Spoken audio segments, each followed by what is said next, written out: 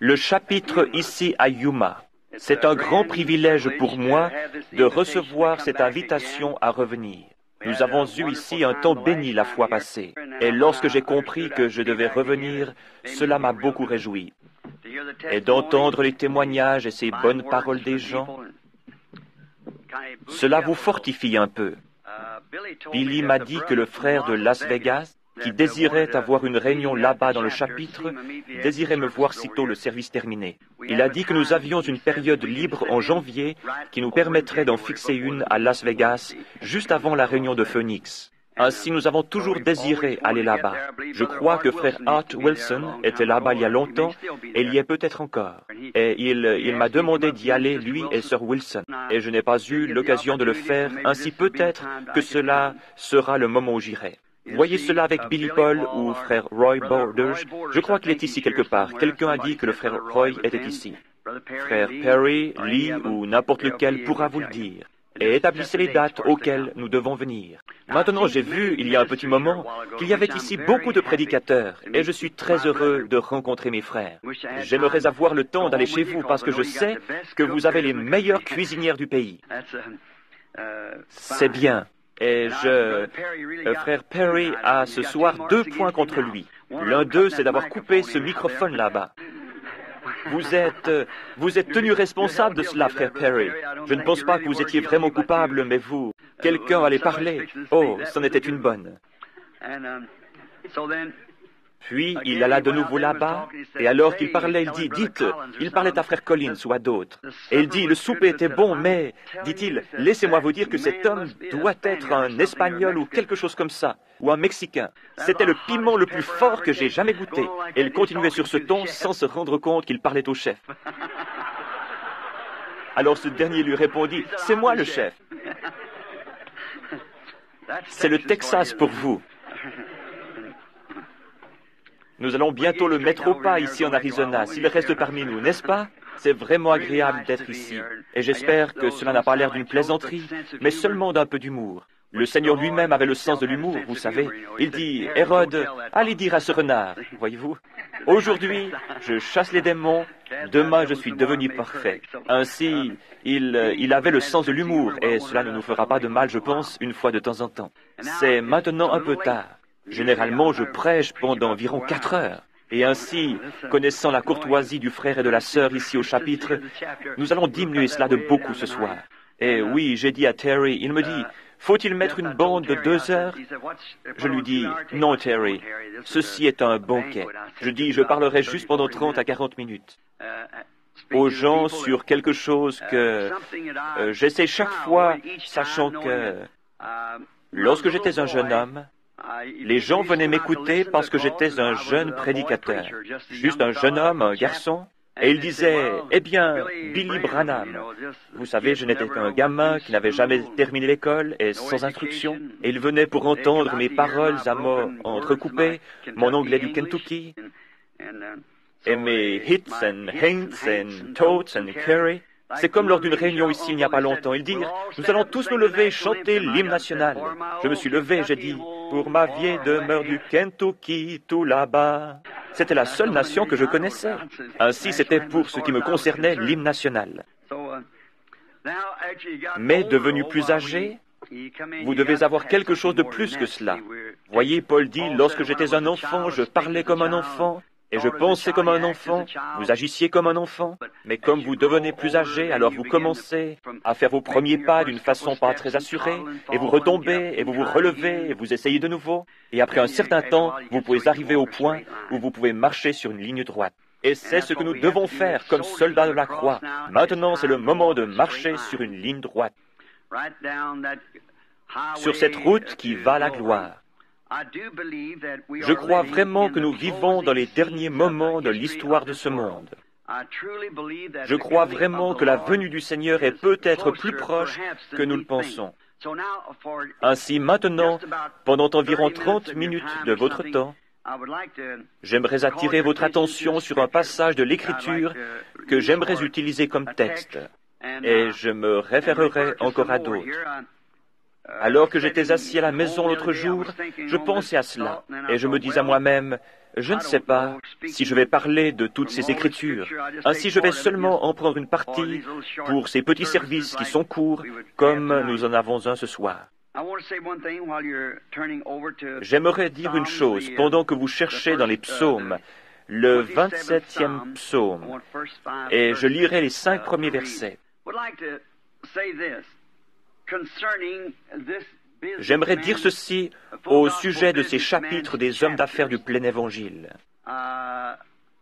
Mon frère Perry parlait concernant les livres et ainsi de suite, et les nouveaux livres qu'ils ont. Combien se souviennent, lorsque j'avais la bande, que j'avais prêché ici à Phoenix, dans l'une des conventions sur « Messieurs, quelle heure est-il » Maintenant, c'était le commencement de ce livre, vous voyez, quand ceci est arrivé. Il y a trop de confirmations surnaturelles de la parole de Dieu écrite relative à cette heure pour que quelque chose ne soit pas en train de s'approcher de nous maintenant. C'est trop réel. Vous voyez les choses que vous seriez stupéfait de savoir ce qui arrive réellement. Peut-être que beaucoup d'entre vous, qui êtes étrangers, entendez ces hommes se lever et faire des remarques au sujet d'un message de l'heure, et ainsi de suite. La chose à laquelle ils veulent arriver, c'est la promesse de Dieu pour cette heure, et ce qu'il a promis qu'il ferait. Et nous le voyons confirmé par les Écritures exactement ce qu'il a dit qu'il ferait, et de la même manière. Annoncé d'avance, cela arrive exactement et parfaitement chaque fois, parce que c'est Dieu qui le dit. Si un homme, peu importe qui il est, essayait de faire une telle prédiction, il n'y a qu'une chance sur 10 millions que cet homme puisse dire qu'une certaine chose va arriver à tel moment, une chance sur 10 millions. Et pour préciser l'endroit où cela arriverait, cela serait environ une chance sur 100 millions. Et ensuite, s'il devait fixer le temps pendant lequel cela arriverait, cela augmenterait encore. Et pour dire encore de quelle façon cela arriverait et ce qui arriverait, cela est au-delà de toute supposition. Lorsque nous voyons que cela est si parfait chaque fois, alors c'est Dieu. Ensuite, nous regardons dans les Écritures, et cela peut nous sembler inconnu, mais nous regardons dans les Écritures, sans même savoir où regarder, et le Saint-Esprit le met en évidence, et le compare à la parole entière pour en faire une image afin de nous montrer l'heure dans laquelle nous vivons. Nous changeons de dispensation. Nous sommes à un angle. C'est facile pour quelqu'un, après qu'un maçon ait construit un angle, de continuer à placer des briques sur la même ligne, comme le fait une certaine dénomination, qui commence à suivre une ligne, mais lorsque vous devez faire ces tournants pour aller dans l'autre direction, maintenant Dieu ne construit pas un mur, il construit une maison, voyez-vous, et il y a beaucoup de tranchées et de tournants qu'il a prédits ici dans la Bible. N'importe qui peut essayer de faire un tournant, mais cela doit être en accord avec le plan. Si cela ne l'est pas, cela doit être démoli de nouveau. Ainsi, nous louons Dieu pour sa bonté et pour la communion que nous avons avec vous, et pour les portes ouvertes que le Seigneur nous a données, et par ces hommes d'affaires. J'ai toujours soutenu que je ne croyais pas dans... Je crois dans les gens qui sont dans les dénominations. Mais je n'ai pas beaucoup de temps pour exhorter les dénominations, car chacune construit une barrière autour d'elle-même. Et je crois que c'est semblable à la petite histoire de frère David, au sujet des canards qu'il élève. Et il dit que le niveau de la rivière monta, et que chaque canard, vous savez, désirait avoir la communion avec les autres. Et ils ne pouvaient pas le faire parce qu'ils étaient tous entourés d'une clôture. Mais lorsque l'eau devint si haute, elle a simplement transporté les canards en dehors de l'enclos. Ainsi, je pense que c'est la manière de faire. L'eau est en train de monter, voyez-vous, et nous pouvons sortir de l'enclos et communier les uns avec les autres, vous savez, et ainsi avoir le réel amour de Christ dans notre cœur. Et ces hommes d'affaires du plein évangile ont été une oasis pour moi. J'y ai souvent trouvé des frères très gentils, comme dans, je suppose, chaque dénomination que j'ai rencontrée. Parmi les presbytériens, les luthériens, les baptistes, les pentecôtistes, tous les différents types de pentecôtistes, l'Église de Dieu, les nazaréens, les pèlerins de la sainteté, de gentils frères partout. Mais souvent, ils ne peuvent pas m'avoir dans leur communauté parce que, voyez-vous, ce n'est pas qu'ils ne croient pas cela, mais ils seraient retranchés de leur dénomination. Et quand vous faites cela, bien sûr, c'est ce qui arrive. Il n'y a pas longtemps, un frère méthodiste vint vers moi. Je ne dirai pas son nom, c'est un brave homme. Il écrivait une thèse sur la guérison divine. Il vint vers moi pour discuter.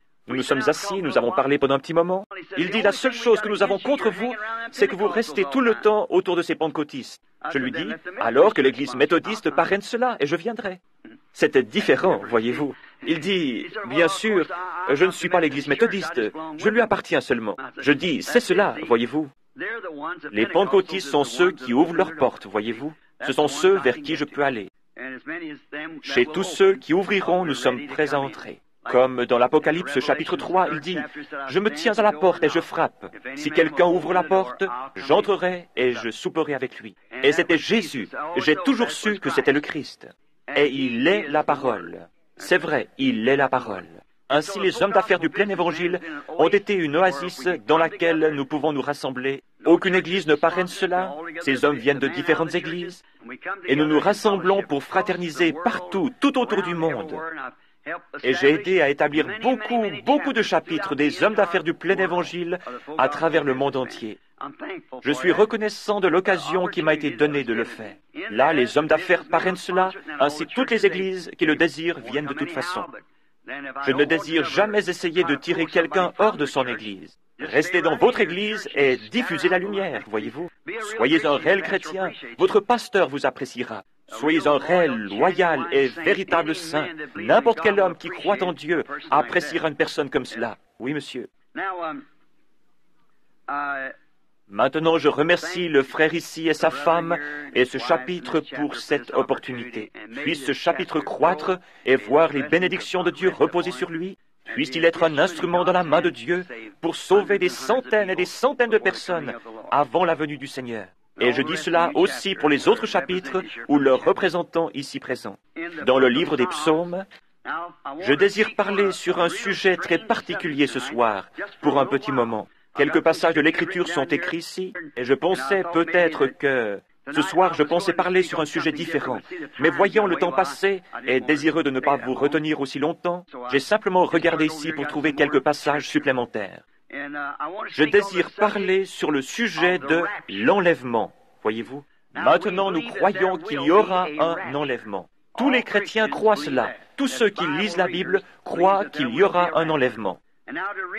Et maintenant, comme donnée de base, nous allons lire le psaume 25.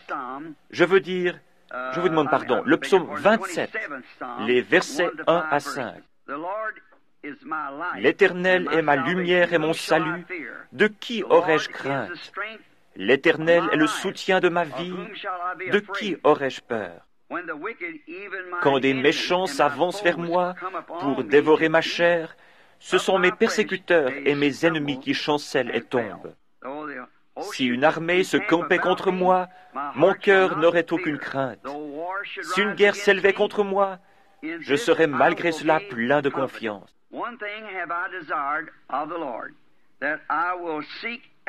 Je demande à l'Éternel une chose que je désire ardemment. Je voudrais habiter toute ma vie dans la maison de l'Éternel pour contempler la magnificence de l'Éternel et pour admirer son temple.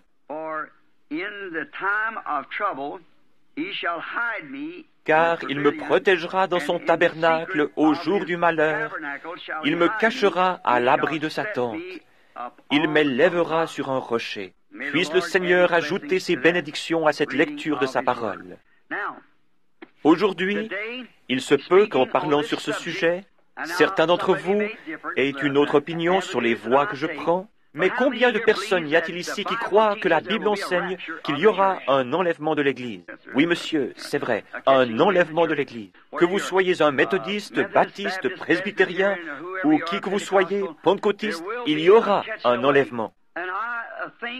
Et je pense qu'en parlant, je n'essaye pas simplement de venir ici pour dire quelque chose de plaisant aux gens. Je n'ai jamais été coupable de cela. Je désire venir ici pour dire quelque chose que je me sens conduit à dire et qui, je pense, vous aiderait, quelque chose qui fasse avancer votre expérience avec Dieu si vous êtes un chrétien, ou si vous n'êtes pas un chrétien, quelque chose qui vous fasse devenir si honteux de vous-même que vous deviendrez un chrétien. Et c'est ainsi, dans cette direction, que j'ai toujours essayé d'aligner mes pensées comme le Seigneur me guidait. Nous avons été avertis que dans les derniers jours, les gens se moqueraient de cette doctrine. Lisons cela une minute. C'est dans 2 Pierre chapitre 3. Prenons un moment pour lire ceci. Le chapitre 3 et les versets 3 et 4. Voyons si cela n'est pas juste. Sachant avant tout que dans les derniers jours, il viendrait des moqueurs avec leur raillerie, marchant selon leur propre convoitise, et disant, où est la promesse de son avènement? Car depuis que les pères sont morts, tout demeure comme dès le commencement de la création.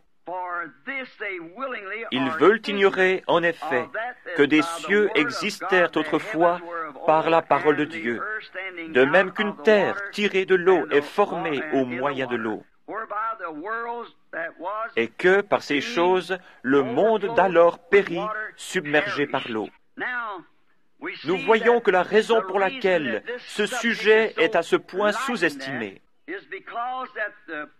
c'est que le prophète a dit ici que dans les derniers jours, ces moqueurs viendraient, disant ces choses. Voyez-vous, cela a été prédit. La raison pour laquelle les gens agissent aujourd'hui comme ils le font, vous êtes prévenus, car la Bible dit que dans les derniers jours, ils seraient emportés, enflés d'orgueil, aimant le plaisir plus que Dieu, déloyaux, calomniateurs, intempérants, ennemis des gens de bien, ayant l'apparence de la piété, mais reniant ceux qui en fait la force. Éloigne-toi de ces hommes-là. Peut-on s'attendre à une imitation de la vérité? Certainement. Lorsque Moïse alla en Égypte pour délivrer les enfants d'Israël, avec seulement un bâton dans sa main comme confirmation, et avec le Dieu du ciel derrière lui, il accomplit un miracle. Derrière lui, les imitateurs sont venus et ont fait la même chose. Voyez-vous? Ils sont venus en second, après qu'il l'ait fait premièrement. Alors ils sont venus parce qu'ils copiaient ce qui avait été fait. Ils imitaient l'original. Nous voyons cela. Et maintenant vous dites, mais cela c'était du temps de Moïse. Mais les mêmes Écritures disent qu'ils reviendront dans les derniers jours. De même que Jeannès et Jambres s'opposèrent à Moïse, de même ces hommes s'opposent à la vérité, étant corrompus d'entendement. Voyez-vous, des imitations, toutes sortes de choses pour troubler les gens. Et alors, si cet enlèvement qui va arriver, et il y a toujours quelque chose qui essaye de venir à l'encontre de ce que Dieu dit dans sa parole. C'est le but de Satan de faire cela. C'est comme ce que disait le frère de Las Vegas. Satan domine le monde et ses quartiers généraux sont là-bas. Je sais que Satan est le Dieu de ce monde. Chaque nation sous le ciel est contrôlée par lui. C'est exact, ce monde appartient à Satan. Mais Jésus le reprendra. Un jour, Satan le lui a offert, mais il l'a refusé. Car il savait qu'il en deviendrait l'héritier dans les temps à venir. Des moqueurs. Restons un moment sur ce mot avant que nous allions plus loin. Des moqueurs. Je lisais il y a 2 semaines environ à Tucson un journal où il était dit qu'un Anglais venant d'Angleterre avait fait une déclaration. Cela se trouvait dans le titre du journal. Que la crucifixion de notre Seigneur Jésus-Christ était seulement un coup monté entre Pilate et Jésus, et qu'il était seulement venu pour se faire passer pour quelqu'un. Et il ne nous est pas possible de réfuter cela, car toutes les choses de Dieu doivent être reçues par la foi. Nous devons le croire. Et il continua en donnant une description sur la manière dont cela pouvait être fait. Regardez, il n'y a pas longtemps dans cette grande nation qu'est l'Angleterre, là où John Wesley et Charles et beaucoup de ces grands prédicateurs du début, Spurgeon et les autres, ont prêché l'Évangile dans les granges et partout là-bas. Ils rejetèrent le message de leur jour et regardez ce qu'ils sont aujourd'hui. C'est à cet endroit que frère Williams et d'autres se trouvent ce soir. C'est l'un des pays les plus bas et les plus dégradés du monde. J'ai été partout dans le monde, mais je n'en connais aucun qui soit aussi illégitime que l'Angleterre. Billy Graham a dit la même chose. Il dut sortir avec sa femme des parcs, car il y avait des actes entre hommes et femmes qui se passaient publiquement sous leurs yeux. Lorsque j'étais là-bas, je n'ai jamais rien vu qui puisse briser le cœur d'un homme plus que ce qui se passe en Angleterre. Un pays qui a eu l'occasion et qui, une fois, a conduit le monde dans une réforme. Cela montre simplement comment on peut tomber. Mais voyez-vous ce qui produit cela?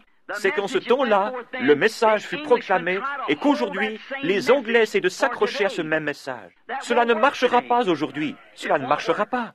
Que serait-il arrivé si Moïse était venu et avait apporté le message de Noé? Nous allons construire une arche et nous mettre à flotter sur le Nil.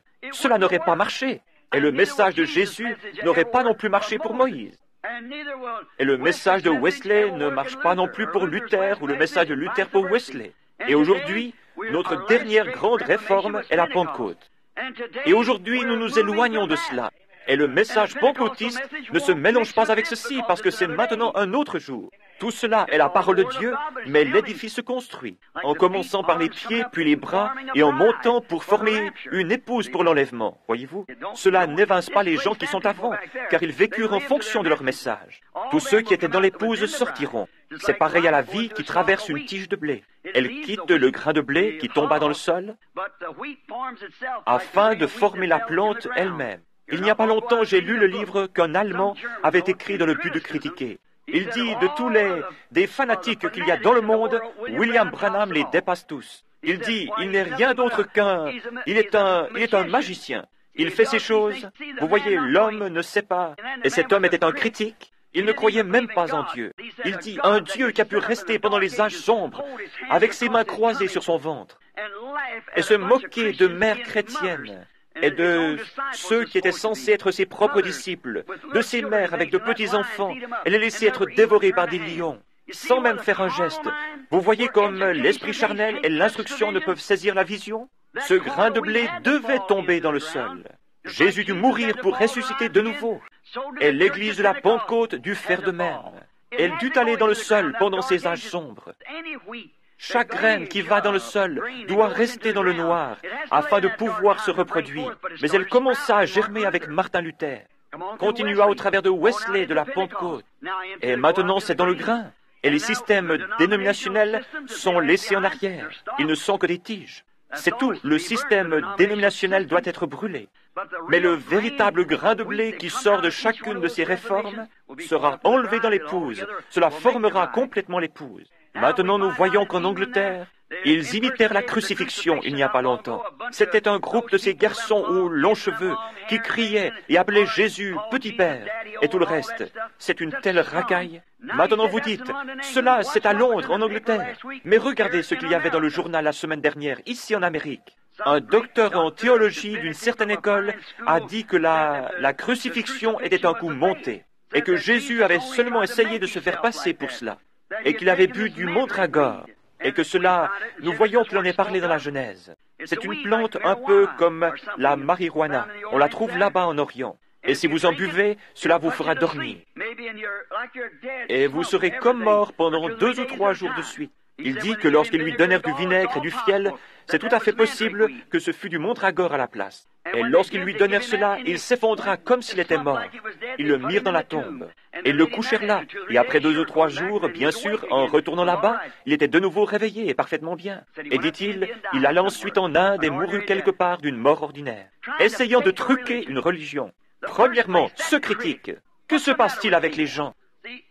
Voyez-vous, il y a des moqueurs, parce que nous vivons dans le jour où la prophétie s'accomplit.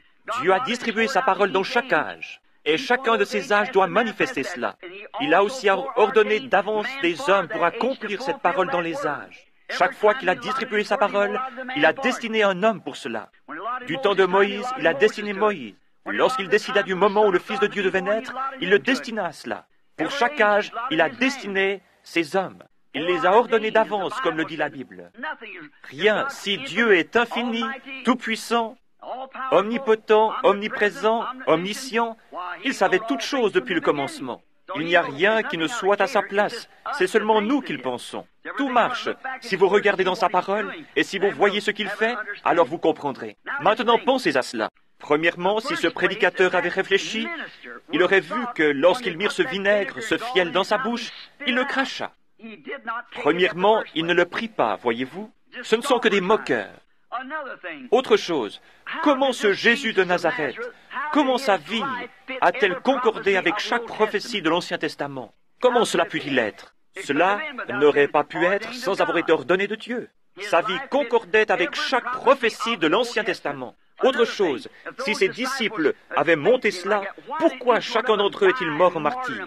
Et même l'apôtre Pierre a dit, « Mettez-moi avec la tête en bas, je ne suis pas digne de mourir comme lui. » Ils prirent André et le mirent de côté sur la croix. Ils scellèrent tous leur témoignage avec leur propre sang. Ils croyaient en lui et ils l'aimaient et ils donnèrent leur vie pour lui. S'il était un truqueur, pourquoi aurait-il fait cela? Vous voyez, les gens ne comprennent pas l'application spirituelle. Il n'y a pas longtemps de cela, il y avait un grand homme ici, un grand rabbi, qui écrivit que lorsque Moïse traversa la mer Rouge, ce n'était pas de l'eau en réalité, et que l'eau ne forma jamais de mur. Et il dit que ce qui arriva, c'est qu'à l'autre bout de la mer Rouge, il y a un endroit avec des roseaux, et il traversa les roseaux. Il n'y avait là pas d'eau, il y avait seulement beaucoup de roseaux, et ils traversèrent une sorte d'océan de roseaux. Et beaucoup d'ecclésiastiques croient cela, et ils l'acceptent. Tenez, il n'y a pas longtemps, lorsque le premier astronaute fit son vol, lorsqu'il revint, il n'avait rien vu de Dieu. Cela a même troublé des prédicateurs. Ils pensaient que Dieu vivait quelque part ici en haut, à quelques 225 kilomètres. Oh là là, l'instruction et la sagesse de ce monde ont transformé l'Église en un tas de mauvaises herbes. L'instruction et le système d'enseignement, la science et la civilisation, ces choses-là sont du diable. C'est la civilisation du diable, la Bible dit. Et notre civilisation qui va venir n'aura rien à voir du tout avec cette civilisation. Cela n'a rien à voir du tout avec elle. Ce sera une civilisation différente. Dans cette civilisation et dans ce monde scientifique que nous avons, plus nous devenons scientifiques, plus nous avançons vers la mort, avec ces choses et ces pièges pour tuer et tout le reste. Dans cette nouvelle civilisation, il n'y aura pas la mort, pas la maladie, pas la tristesse et pas la souffrance. Voyez-vous, là, il n'y en aura pas. Ainsi, cette civilisation devra être détruite, parce qu'elle est du diable. Nous découvrons dans Genèse 4 que ce sont les gens du côté de Caïn qui commencèrent la civilisation, en construisant des villes et des cités, et ainsi de suite, et des instruments de musique, et qui se tournèrent vers la science. Et ainsi les gens s'éloignèrent encore plus de Dieu. Pourtant, ils étaient religieux. Mais c'est du côté des gens de Seth qu'ils commencèrent à invoquer le nom de l'Éternel. Vous parlez de quelque chose de subtil. Je ne suis pas ici pour blesser les sentiments de quiconque ou pour dire quelque chose au sujet d'une église. Et si vous êtes ici et que vous apparteniez à cette église, je ne dis pas ceci afin de blesser vos sentiments, car il y a dans cette église autant de bonnes personnes que dans les autres églises. Mais je lisais à Shreveport, la semaine dernière, une déclaration que fit l'Église catholique. Et nous voyons de quelle manière ils se rassemblent tous maintenant dans ce grand conseil œcuménique, accomplissant exactement ce que la Bible a dit qu'ils feraient. Exactement. Ils disent, mais la Bible, certains protestants veulent s'accrocher à cette Bible. La Bible n'est rien d'autre qu'un livre sur l'histoire de l'Église. Et ils ne l'avaient sous forme de littérature, pas jusqu'à ce qu'il y a environ 250 ans. Cela a toujours été l'Église. C'était l'Église, pas la Bible. Et la Bible n'est que le compte-rendu de ce que fit l'Église. Quel mensonge subtil que cela! Car nous avons eu la Bible pendant 3000 ans. L'Ancien Testament a été écrit des centaines et des centaines d'années avant la venue de Christ. Ce n'est qu'un mensonge subtil du diable. Nous découvrons que dans ce jour où il y a ces moqueries et ces railleries au sujet de la Bible, et alors que l'on essaie de la mettre dehors, Dieu doit juger l'Église par quelque chose. Il ne peut pas être juste.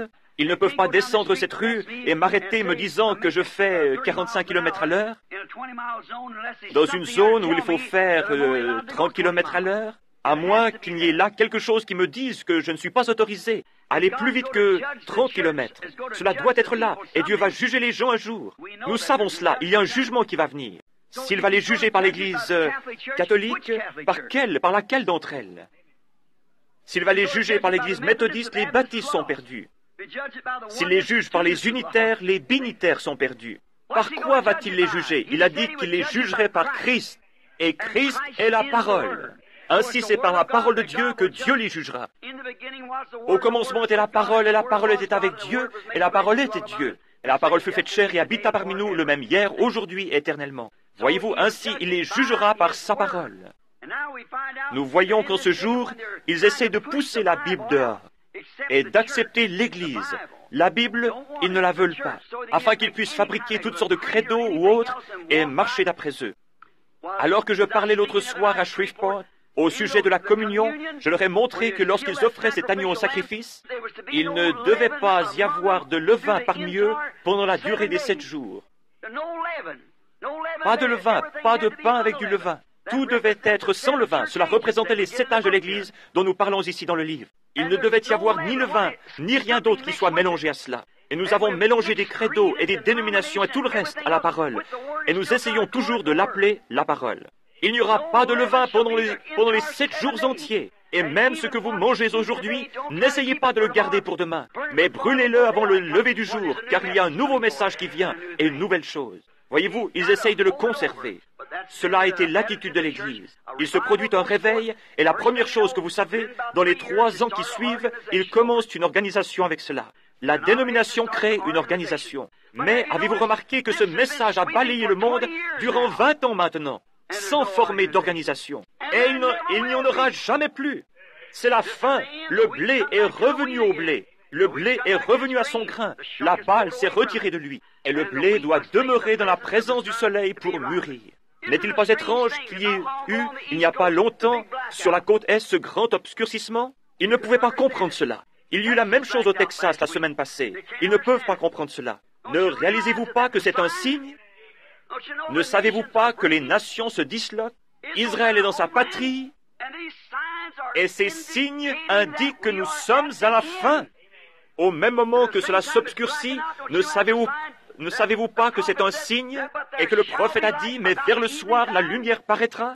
Ainsi, il y aura une lumière qui paraîtra vers le soir, lorsque tout s'obscurcit et que les choses vont au train où elles vont maintenant. Regardez comme ça c'est obscurci. Le pape vient de venir ici.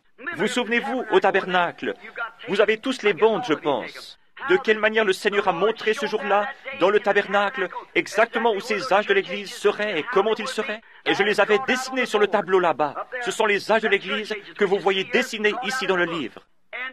Le Saint-Esprit n'est-il pas descendu dans une grande colonne de feu et ne les a-t-il pas dessinés lui-même sur le mur alors que 300 à 400 personnes étaient assises là en train de le regarder? Et comme le pape commençait sa tournée par ici, la lune s'obscurcit et ils prirent des photographies et c'était pareil à ce qui avait été dessiné là-bas sur la plateforme. Il a fait son voyage ici le 13, a marché sur 13 marches, a servi la communion à 13, à une nation qui est le nombre 13, et cela s'est obscurci partout. Ne voyez-vous pas où nous en sommes? Nous sommes à la fin des temps. Des moqueurs se lèveront dans les derniers jours disant « Il n'y a aucune différence entre maintenant et le temps où nos pères s'endormirent. Mais lorsque vous voyez ces choses qui commencent à arriver, levez la tête, préparez-vous. Quelque chose pourrait arriver d'un instant à l'autre. Christ revient pour son Église. » Ils ne croient pas cela. Ils ne réalisent pas que ce sont eux qui accomplissent les Écritures. Les gens ne réalisent vraiment pas qu'en faisant ces choses et qu'en disant ces choses, ils accomplissent les Écritures. Combien peu Caïphe, le grand sacrificateur, et tous ces prêtres de ce temps-là qui se moquaient de lui, combien peu se rendaient compte que le Dieu lui-même au sujet duquel il chantait dans le temple, « Mon Dieu, pourquoi m'as-tu abandonné » le psaume 22. Ils ont percé mes mains et mes pieds, que c'était lui qui mourait là-bas sur la croix. Combien peu se rendaient-ils compte qu'il faisait cela? Même Jésus pria en disant, « Père, pardonne-leur, car ils ne savent ce qu'ils font. » Car les Écritures avaient prédit qu'il serait aveugle. Saviez-vous qu'il a aussi été prédit dans les Écritures que l'Église protestante et l'Église catholique seraient aveugles dans les derniers jours? Et que Christ serait à l'extérieur, essayant d'entrer? Parce que tu dis, je suis riche et je n'ai besoin de rien. Et parce que tu ne sais pas que tu es misérable, pauvre, malheureux, nu et aveugle. Apocalypse 3. Vous y êtes, ils sont de nouveau aveugles, foulant aux pieds les choses de Dieu, comme s'ils ne voulaient rien dire pour eux, et se moquant de cela. Et se moquant de cela, c'est ce que la Bible a dit. Mais pour l'Église, l'épouse, l'enlèvement est une révélation. Cela lui est révélé. La véritable épouse de Christ attendra cette révélation de l'enlèvement. C'est une révélation, car la révélation est la foi. Vous ne pouvez pas avoir une révélation sans que cela soit la foi. La foi est une révélation parce que c'est quelque chose qui vous est révélé. La foi est une révélation. La foi, c'est quelque chose qui vous a été révélé comme cela le fut à Abraham, qui pouvait appeler tout ce qui était contraire à ce qui lui avait été révélé comme n'existant pas. C'est cela qu'est la foi, c'est la révélation de Dieu. L'Église est bâtie sur une révélation. Le corps tout entier l'est. Il y a quelques semaines, je parlais à un bon prédicateur baptiste. Il vint pour discuter avec moi. Il me dit, « Je vous aime en tant qu'homme, mais dit-il, vous êtes tout embrouillé. » Je lui dis, « Alors je vous prierai de m'aider à me corriger par l'Écriture. » Il dit, « Frère Branham, nous ne pourrons jamais mettre les choses ensemble avant que nous comparions avec le grec chaque mois. » Je lui dis, « Oh monsieur, vous vous y connaissez mieux que cela. Car même au Concile de Nicée, si nous remontons jusque-là, 300 ans après la mort de Christ, ils débattaient toujours pour savoir quel helléniste avait raison. Vous ne pouvez pas le faire ainsi, car c'est une révélation. Il dit, je ne peux pas accepter de révélation. Je lui dis, alors comment pouvez-vous accepter Christ? Il dit, la Bible dit, celui qui croit en Jésus-Christ a la vie éternelle. Je lui dis, c'est vrai. Il est aussi dit que personne ne peut appeler Jésus le Christ si ce n'est par la révélation du Saint-Esprit qui le lui a révélé. Voyez-vous, vous y voilà, nous en arrivons de nouveau à la révélation. Cela doit être révélé. Dans la Bible, Caïn et Abel n'avaient pas de Bible à lire. Mais cela fut révélé à Abel par la foi, ce qui est une révélation. Abel offrit à Dieu un sacrifice plus excellent que celui de Caïn, et Dieu témoigna qu'il était juste. Lorsque Jésus demanda ici dans Matthieu 16, 17 et 18, nous n'avons pas le temps de le lire, mais si vous voulez l'inscrire, il dit, « Qui dit-on que je suis, moi le Fils de l'homme ?» L'un d'eux répondit, « Tu es Moïse, Élie ou un autre. » Il dit, « Mais vous, qui dites-vous que je suis ?» Il dit, « Tu es le Christ, le Fils du Dieu vivant. » Il dit, « Tu es heureux, Simon, fils de Jonas, car ce ne sont pas la chair et le sang qui t'ont révélé cela, mais c'est mon Père qui est dans les cieux. » Sur cette pierre, la révélation spirituelle montrant qui est Dieu, qui est Jésus, et qu'il est la révélation de Dieu. Dieu fait chair et révélé au monde. Il était dans le monde, Dieu était en Christ, réconciliant le monde avec lui-même, et révélant ce que Dieu était dans un corps de chair. Tu es le Christ, le oint, le Fils de Dieu. Il dit, ce ne sont pas la chair et le sang qui t'ont révélé cela, mais c'est mon Père qui est dans les cieux. Sur cette pierre, je bâtirai mon Église, la révélation de la parole en sa saison. Je bâtirai mon Église, et les portes du séjour des morts ne prévaudront point contre elle. Le livre de l'Apocalypse ou Révélation est le dernier livre de la Bible. Il est scellé pour les incroyants. Dans celui-ci, au chapitre 22, la Bible dit, « Quiconque retranchera un mot de ce livre ou en ajoutera un, j'enlèverai sa part du livre de vie. » Nous réalisons alors que cela fut donné exclusivement pour les croyants. Cela ouvre le livre de l'Apocalypse et révèle qui est l'auteur de tout ce livre.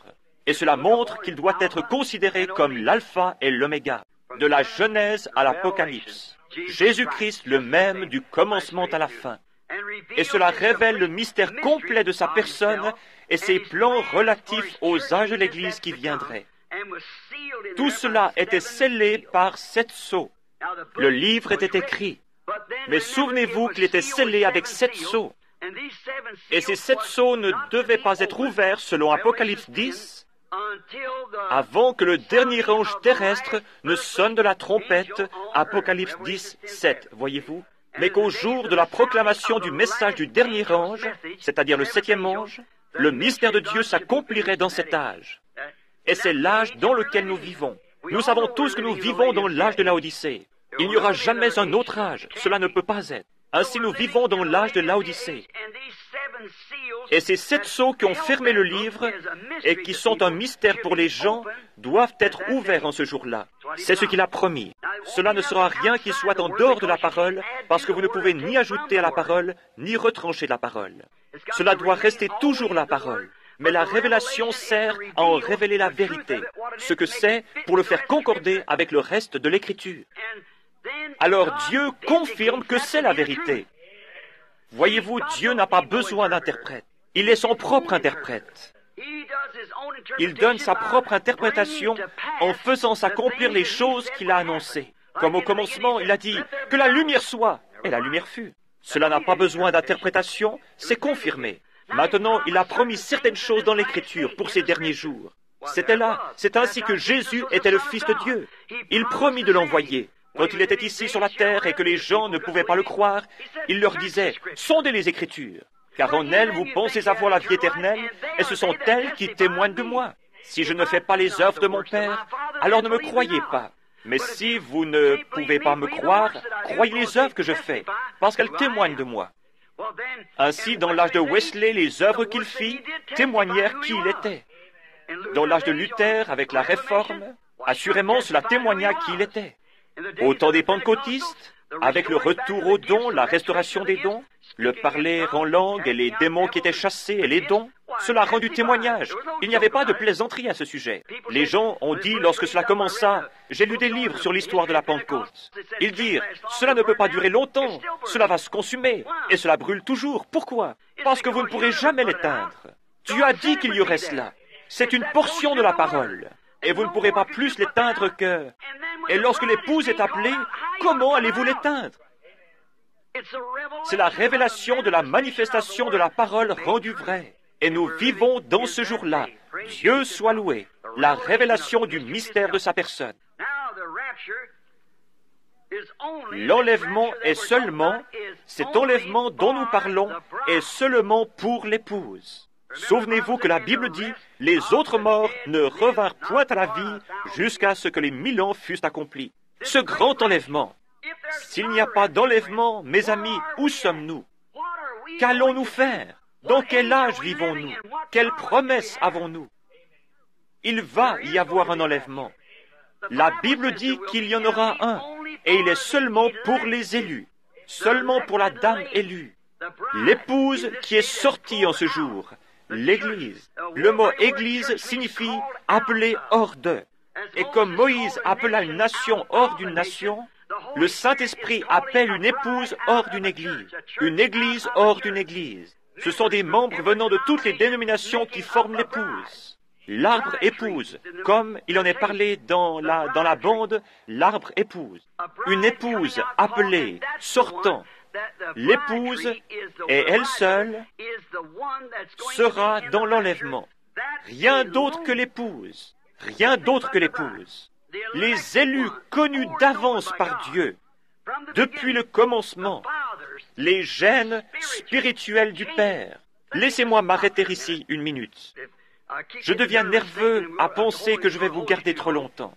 Mais remarquez, regardez, chacun d'entre vous, savez-vous que plusieurs années avant que vous naissiez, vous étiez dans votre Père en tant que gène? En tant que gène? C'est vrai, le germe d'une semence était dans votre Père, et il vient du sexe mâle, pas du sexe femelle, voyez-vous? La femelle fournit l'œuf, le champ d'ensemencement, mais le germe vient du... Par exemple, mon père ou mon fils qui est ici, lorsque j'avais 16 ans, mon fils était en moi. Je ne le connaissais pas, mais il était là. Maintenant, au travers d'un champ d'ensemencement, au travers du mariage, il est devenu à mon image. Je le connais, je peux communiquer avec lui. Et il est venu lorsque c'était le bon moment. Pareillement, si vous avez la vie éternelle, vous étiez en Dieu avant même qu'il y ait un monde. Vous êtes une partie, un fils de Dieu, un attribut de Dieu. Il savait l'âge dans lequel vous viendriez. Il vous a prédestiné à prendre cette place-là dans cet âge, et personne d'autre ne peut la prendre. Peu importe combien il y a d'imitations, vous devez être là, parce qu'il savait que vous y seriez.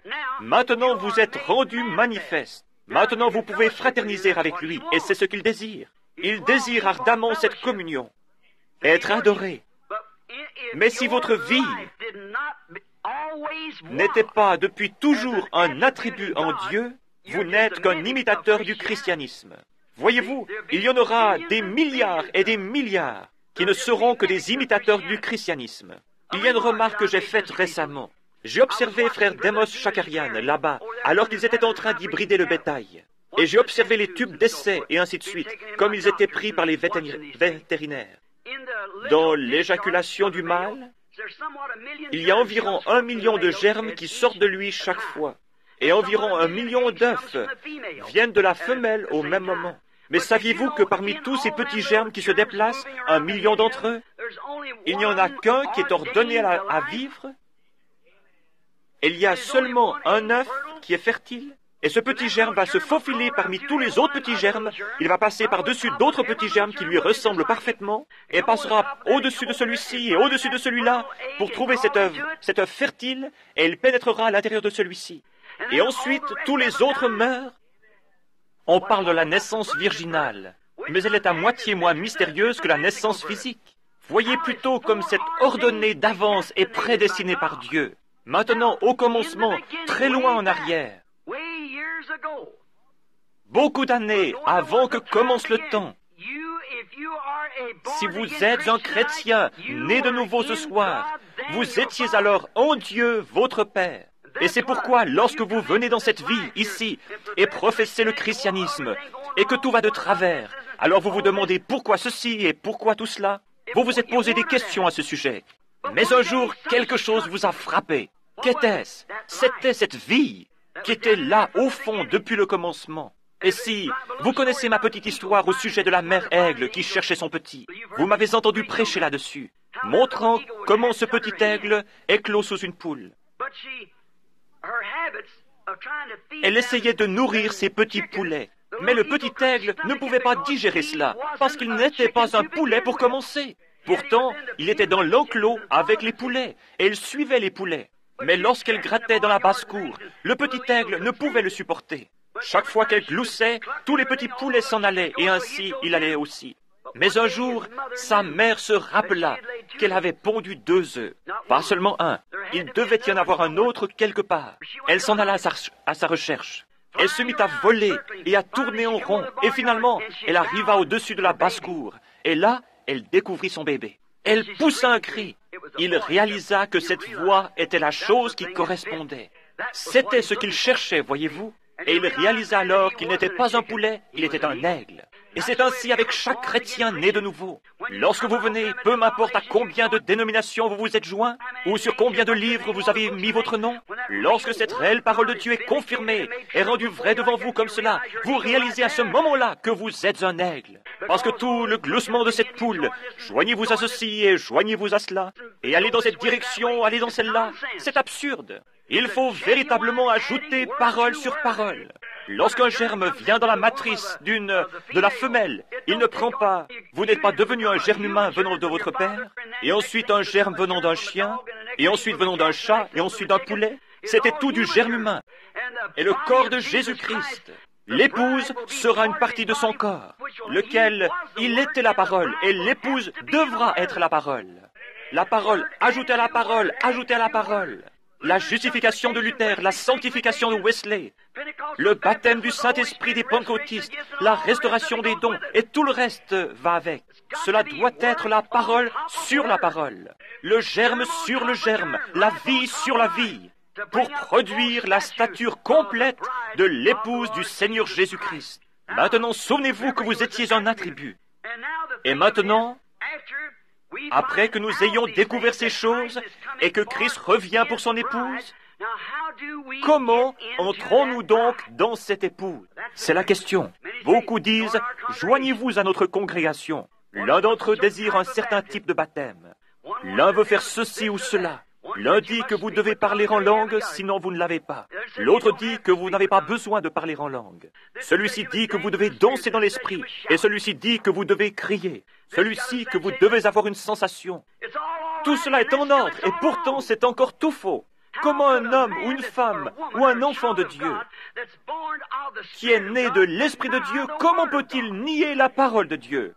Quand Dieu lui-même l'interprète et dit, c'est cela. J'ai promis cela, le voilà. Montrant cela aussi clairement que possible. Ils sont forcés de le voir, voyez-vous?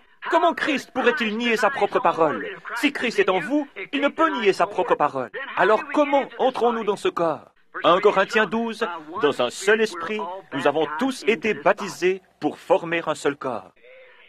Dans un seul baptême du Saint-Esprit. Si vous voulez inscrire cela, c'est dans 1 Corinthiens 12, 13.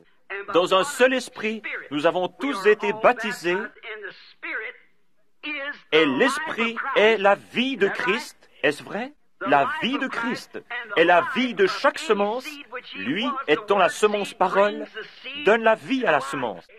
Saisissez-vous cela? Si cette vie se trouve dans la semence, et que ce baptême du Saint-Esprit vienne sur elle, cela va forcément amener la vie à cette semence. Comme je vous le disais ici à Phoenix, j'ai parlé il n'y a pas longtemps à frère John Chariot. Alors que j'étais là-bas, il me montra un arbre qui portait des agrumes. Il fait croître beaucoup d'agrumes. et il me montra un arbre qui portait 8 ou 9 sortes de fruits différents. Et je lui dis, frère Chariot, quelle sorte d'arbre est-ce? Il me dit, un oranger. Je lui dis, pourquoi porte-t-il des citrons, des mandarines, des clémentines et des pamplemousses? Il me dit, ce sont tous des agrumes, et ils ont été greffés. Oh, lui dis, je vois, ainsi l'année prochaine, il y aura des oranges. Oh, non. Chaque branche portera ses propres fruits. Beaucoup d'entre vous qui cultivez des fruits et qui habitez ici dans cette vallée agrume savez cela. Elle portera ses propres fruits. Si vous mettez une branche de citronnier sur un oranger, elle produira des citrons. Elle produira des citrons, parce que c'est la nature de cet agrume. Mais pourtant, elle ne portera pas le fruit original. Et c'est ce que nous avons fait. Nous y avons greffé des credos et toutes sortes d'autres choses. Toutes sortes d'autres choses. Comment les méthodistes pourraient-ils enfanter autre chose qu'un enfant méthodiste? Comment n'importe quelle dénomination pourrait-elle enfanter autre chose qu'un enfant dénominationnel? Mais si une branche originelle sort de cet arbre, elle produira des oranges. Et alors si Dieu fait quelque chose dans l'Église, ce sera original et à nouveau exactement avec la parole. Cela doit être ainsi, parce que la vie est dans l'arbre et elle produit selon son espèce. Maintenant, nous voyons que cette grande Église s'est déplacée pendant les âges en portant son fruit. Et comme les branches arrêtaient de produire, il les émondait. Dans Saint Jean 15, il n'a jamais émondé le cep, mais il a enlevé les branches. Il les a coupées parce qu'elles ne portaient pas de fruits. Jésus veut du fruit pour lui-même. Sa femme doit enfanter des enfants semblables à lui. Alors, si elle n'enfante pas d'enfants, des enfants épouses, des enfants paroles, alors c'est un enfant dénominationnel. Elle est donc retournée à son premier amour pour le monde et les dénominations. Elles ne peuvent pas enfanter un réel et véritable chrétien né de nouveau, parce qu'il n'y a là rien pour le faire. De même, si vous prenez une branche de citronnier et que vous la greffiez, elle portera des citrons. Mais elle ne peut pas produire d'oranges, parce que cela n'y était pas au commencement. Mais si cela avait été ordonné au commencement, et que la préconnaissance de Dieu les prédestinait, cela doit produire des oranges, et cela ne peut rien produire d'autre. C'est ainsi avec l'Église du Dieu vivant. Lorsque l'heure arrive, chacun, si Dieu commence à faire quelque chose, chacun prend la balle et s'en va. Voyez-vous? Cela a toujours été ainsi. Il n'y a pas longtemps, je lisais l'histoire de Martin Luther. Cela disait que ce n'était pas si difficile de croire que Martin Luther put protester contre l'Église catholique et s'en tirer. Mais la chose étrange, c'est qu'il put garder la tête au-dessus de tout le fanatisme qui suivit son réveil, et toujours rester droit sur sa justification. Voyez-vous? C'est ainsi dans tout. Il y a des imitations et tout tombe. Regardez Madame Semple McPherson, Aimée Semple McPherson, qui avait ce temple ici. Chaque femme prédicateur avait ses ailes et transportait la Bible de la même façon qu'elle. C'était simplement des imitations charnelles. Cela ne peut pas être l'original. C'est la raison pour laquelle les églises ne peuvent pas l'être. Si vous laissez une église avoir quelque chose dans une ville, l'autre église ne peut pas le supporter jusqu'à ce qu'elle l'ait aussi, voyez-vous? Elles ne sont plus l'original. La parole de Dieu est originale. C'est la parole, elle doit produire selon son espèce au temps convenable. Cela ayant été élu et prédestiné par Dieu le Père. Maintenant, comment entrons-nous dans cette église? Dans un seul esprit, nous avons tous été baptisés pour former un seul corps. Le corps de Christ, qui est l'épouse, la parole. Nous avons été baptisés pour le former par le Saint-Esprit. Maintenant, regardons si, oui ou non, nous sommes dans le dernier âge. Nous le découvrons si nous lisons dans la Genèse, vers le chapitre 5.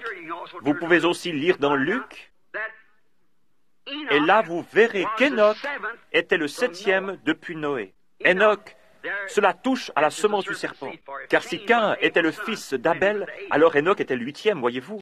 Mais nulle part dans la Bible, il est dit que Caïn était le fils d'Abel, ou Caïn le fils d'Adam.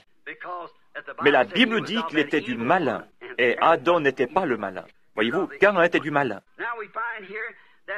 Nous voyons ici qu'Enoch était le 7e depuis Noé, ce qui est un type des âges de l'Église. Les 6 autres hommes qui étaient avant lui moururent. Mais Enoch fut enlevé. Enoch fut enlevé. C'est le 7e âge de l'Église qui est pris dans l'enlèvement.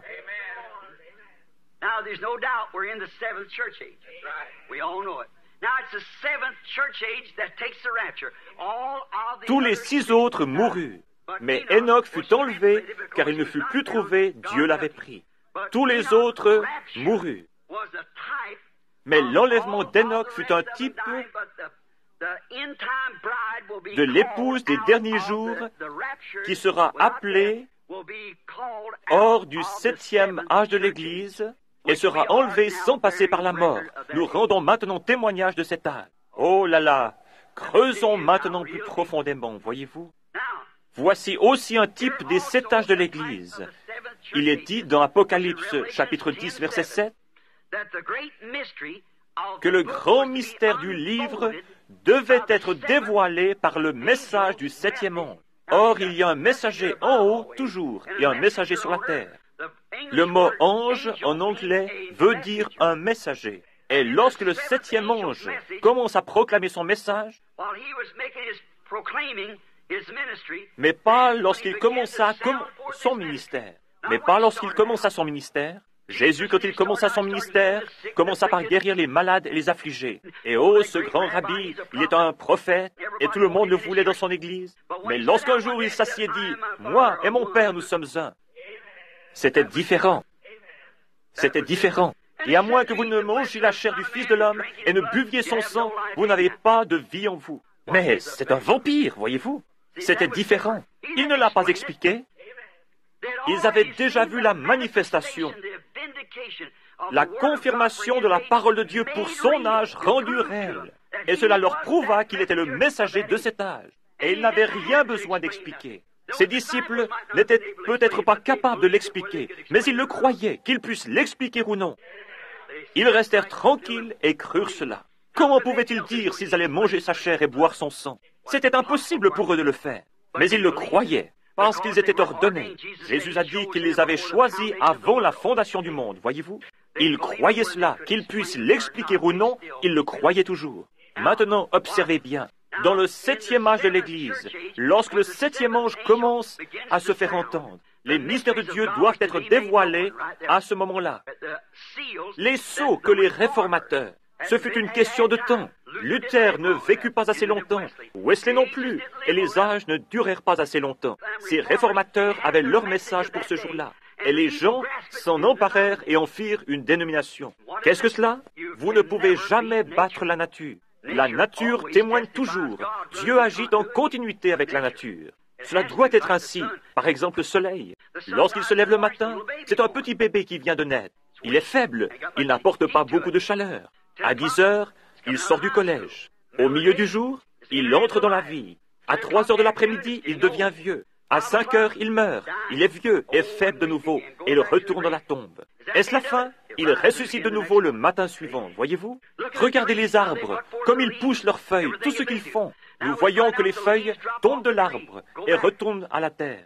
La vie redescend dans les racines de l'arbre. Est-ce la fin? Le printemps suivant, il y a une nouvelle vie qui revient. Maintenant, observez les églises, et vous verrez qu'il s'est passé la même chose dans la Réforme. C'est monté, ce grain de blé tomba dans le sol et mourut pendant la persécution des âges sombres. Il alla dans le sol, il devait mourir. N'importe quel homme qui est spirituel peut voir cela. À moins que cette semence ne meure et pourrisse, elle demeure seule. Elle devait aller dans le sol pendant ces âges sombres. Elle demeura là, pourrie, et de là sortir 2 petits brins d'herbe formant l'Église luthérienne. De l'Église luthérienne sortiront encore davantage de brins d'herbe, comme Zwingli et les autres. Cela continua à monter jusqu'à l'aigrette, ce qui représentait John Wesley, et le grand âge missionnaire. Cela retomba. De là sortit cet âge trompeur, l'âge pentecôtiste. Ce grain de blé. Y a-t-il ici quelqu'un qui ait déjà cultivé du blé? Regardez ce blé lorsque vous allez pour l'examiner. Lorsque vous allez pour l'examiner, vous dites « J'ai du blé ». Il vous semble que vous avez là du blé. Ouvrez-le et regardez très attentivement. Vous verrez que vous n'avez pas de blé du tout. Vous avez la balle.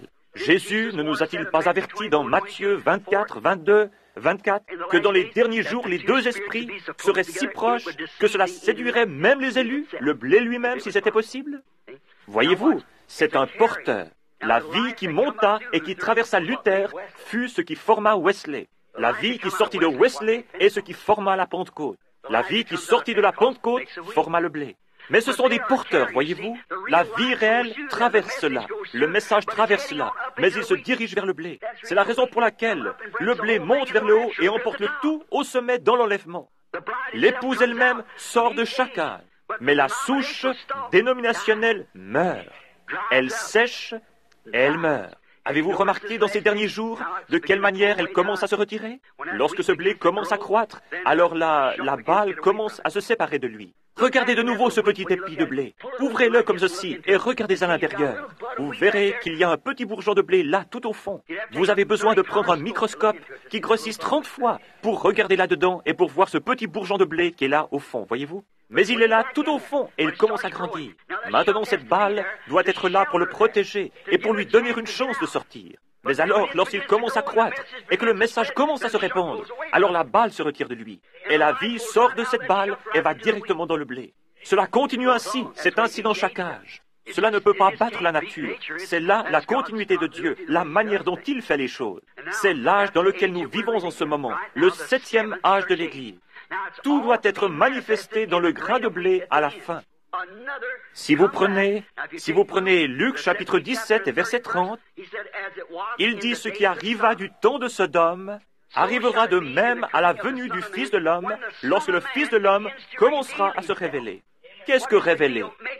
C'est apporter la révélation de ce qu'il est dans ce jour-là et ainsi révéler aux gens la parole qui est pour ce jour. Celle-ci étant révélée aux gens par la manifestation du Saint-Esprit montrant Jésus vivant au milieu de nous. Et souvenez-vous qu'il était représenté là dans un homme. Un homme. Il dit, ce qui arriva, maintenant il lut dans la même Bible que nous, dans la Genèse. Nous remarquons dans ce chapitre de la Genèse dont Jésus parlait, nous voyons qu'il était là, avec son dos tourné à la tente, et que Sarah était dans la tente. Il dit, il posa une question. Elle ne crut pas que cette chose puisse arriver. Il dit, Abraham, je vais te visiter à cette même époque. Et Sarah, dans la tente, rit à ce sujet. Il dit, pourquoi Sarah a-t-elle ri dans la tente? En disant, comment ces choses peuvent-elles arriver? Jésus a promis, et c'était lui, car Abraham l'appela Elohim, le Tout-Puissant, c'était lui.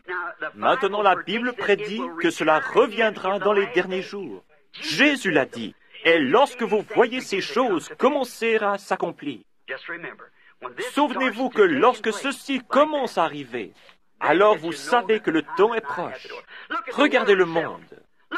Regardez le monde. S'il n'y a jamais eu un Sodome, c'en est bien un. Regardez les gens et combien ils sont pervertis. Leurs pensées sont perverties. Ils ne savent pas ce qu'est la simple décence. Regardez les hors-la-loi, les homosexuels et tout le reste. Regardez nos femmes et la conduite qu'elles ont. Regardez ce déchaînement d'indécence et d'immoralité parmi nos femmes. Et pas seulement dans notre, vous dites, ce sont les méthodistes, ce sont aussi les pentecôtistes. C'est le tout. Regardez nos hommes. Plutôt que de s'accrocher à la parole de Dieu, ils s'accrochent à une petite tradition dénominationnelle. Et ils restent là plutôt que de sortir lorsqu'ils voient Dieu se faire connaître parfaitement. La raison est qu'ils sont aveugles et qu'ils ne peuvent pas le voir. Ils ne le verront jamais. Maintenant, regardez ce qui arrive avec cela, tout en nous dépêchant. Je pense que cette dame désire que nous partions. Je l'ai vue faire un signe de la main, montrant qu'elle désirait que nous sortions. Ainsi, nous ferions mieux de nous dépêcher. Remarquez qu'Enoch, qui est le type de l'Église, est aussi représenté ici dans le 7e âge de l'Église. Pouvez-vous voir cela? Le 7e âge de l'Église. Lorsqu'il sonnera de... Combien croient qu'il y a eu 7 messagers pour les 7 âges de l'Église? Oh, nous croyons tout cela. Si nous croyons cette Bible, si nous ne croyons pas la Bible, bien sûr que nous ne croirons pas cela. Mais il y a eu, nous vivons maintenant dans le 7e âge de l'Église. Et lorsque la Bible dit que ce 7e âge de l'Église, elle dit que lorsque le messager du 7e âge de l'Église commence à proclamer son message, les mystères de toutes les choses qui ont été tordues au cours des âges seraient révélés en ce temps-là. Et nous le voyons ici. Le Fils de l'homme, venant parmi son peuple et confirmant exactement son message comme il a dit qu'il le ferait. Nous trouvons cela dans ce dernier âge. C'est pareil aux 7 veilles. Il n'est pas venu dans la première veille, ni dans la deuxième, ni dans la troisième, ni dans la quatrième, mais il vient dans la 7e veille. C'était Enoch, le 7e, qui fut enlevé, et Noé, le type du reste des Juifs, fut transporté par-dessus. Du temps de la Bible, pour parler au sujet des veilles, les nuits n'étaient pas divisées en heures. Maintenant, écoutez attentivement. Je vais me dépêcher parce qu'ils veulent la pièce. Non, la nuit n'était pas divisée en heures du temps de la Bible. Elle était divisée en veilles. Il y avait 3 veilles. La première veille allait de 9 heures jusqu'à minuit. La deuxième veille allait de minuit à 3 heures. Et la troisième veille de la nuit allait de 3 heures à 6 heures.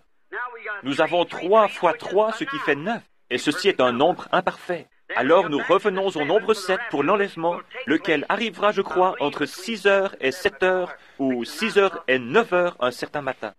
Car la trompette du Seigneur sonnera, ce matin radieux et sans nuage, lorsque les morts en Christ ressusciteront, et qu'ils partageront la gloire de sa résurrection, lorsque ceux qu'il a choisis se rassembleront à leur demeure au-delà du ciel. Lorsque l'appel retentira là-bas, j'y serai. Le mot anglais « rapture » que nous employons pour désigner l'enlèvement n'est même pas utilisé du tout dans la Bible en anglais. Nous avons simplement placé ce mot-là. La Bible dit plutôt « caught up »,« being caught up », c'est-à-dire pris en haut, être pris en haut. Nous lisons ici dans 2 Thessaloniciens, ou plutôt 1 Thessalonicien, l'ordre dans lequel ce grand enlèvement arrivera dans les derniers jours. Écoutez ceci, nous allons commencer avec le verset 13. Or, nous ne voulons pas, frères, que vous soyez dans l'ignorance à l'égard de ceux qui dorment, afin que vous ne soyez pas affligés comme les autres qui n'ont pas d'espérance. Car si nous croyons que Jésus mourut et qu'il est ressuscité, de même aussi avec lui, Dieu amènera ceux qui se sont endormis en Jésus. Car nous vous disons ceci par la parole du Seigneur, que nous, les vivants qui demeurerons jusqu'à la venue du Seigneur, nous ne devancerons, ce mot devancer signifie faire obstacle, aucunement ceux qui se sont endormis. Car le Seigneur lui-même, écoutez attentivement, car le Seigneur lui-même, avec un cri de commandement ou de rassemblement, avec une voix d'archange et avec la trompette de Dieu, descendra du ciel, et les morts en Christ ressusciteront premièrement. Je veux que vous remarquiez cette grande chose qui arrive ici maintenant. Ne manquez pas ceci. Notez bien, la parole dit ici dans 2 Thessaloniciens qu'il y a 3 choses, du verset 13 au verset 16, qu'il y a 3 choses qui doivent arriver avant que le Seigneur lui-même apparaisse. Rapidement maintenant, afin que nous puissions terminer, voyez-vous. La première chose qui arrive est un cri de commandement, puis une voix, et ensuite une trompette. Lisons-le maintenant, et voyons si c'est juste, voyez-vous. Car le Seigneur lui-même, verset 16, avec un cri de commandement, avec une voix d'archange, et avec la trompette de Dieu, descendra du ciel. 3 choses doivent arriver, un cri de commandement, une voix, une trompette, avant que Jésus apparaisse. Prenons le cri de commandement. Jésus fait ces 3 choses pendant qu'il descend. Un cri de commandement. Qu'est-ce qu'un cri de commandement? C'est le message qui est proclamé premièrement. Le pain de vie vivant manifestant l'épouse. Dieu a une façon de faire les choses. Et il ne change jamais son principe. Il ne change jamais son... Il est le Dieu qui ne change pas. Dans Amos 3:7, il dit qu'il ne fera rien sur la terre avant qu'il ait premièrement révélé à ses serviteurs les prophètes. Et aussi sûrement qu'il l'a promis, il le fera. Nous avons traversé les âges de l'Église. Mais il nous a été promis que dans les derniers jours, conformément à Malachie 4,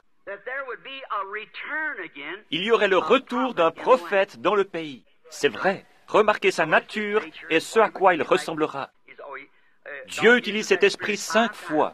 Une fois dans Élie, puis dans Élisée et dans Jean-Baptiste, ensuite pour appeler l'Église à sortir et pour le reste des Juifs. 5 fois, la grâce, I-G-E-S-U-S, F-A-I-T-H, foi en anglais, et c'est le nombre de la grâce. Voyez-vous? Bon, maintenant souvenez-vous que le message a été promis. Comme tous ces mystères ont été à tel point embrouillés par un tas d'ecclésiastiques, il faudra que cela soit un prophète venant directement de Dieu pour révéler cela. Et c'est exactement ce qu'il a promis de faire, voyez-vous. Maintenant, souvenez-vous que la parole du Seigneur vient au prophète, pas au théologien, au prophète. Il est un réflecteur de la parole de Dieu. Il ne peut rien dire, il ne peut pas dire ses propres pensées, il peut seulement dire ce que Dieu révèle. Même le prophète Balaam, lorsqu'il essaya de vendre ses droits, il dit, comment un prophète peut-il dire quelque chose que Dieu n'ait pas mis dans sa bouche? C'est une chose que Dieu fait qui vous empêche de dire quelque chose d'autre. Vous êtes né ainsi.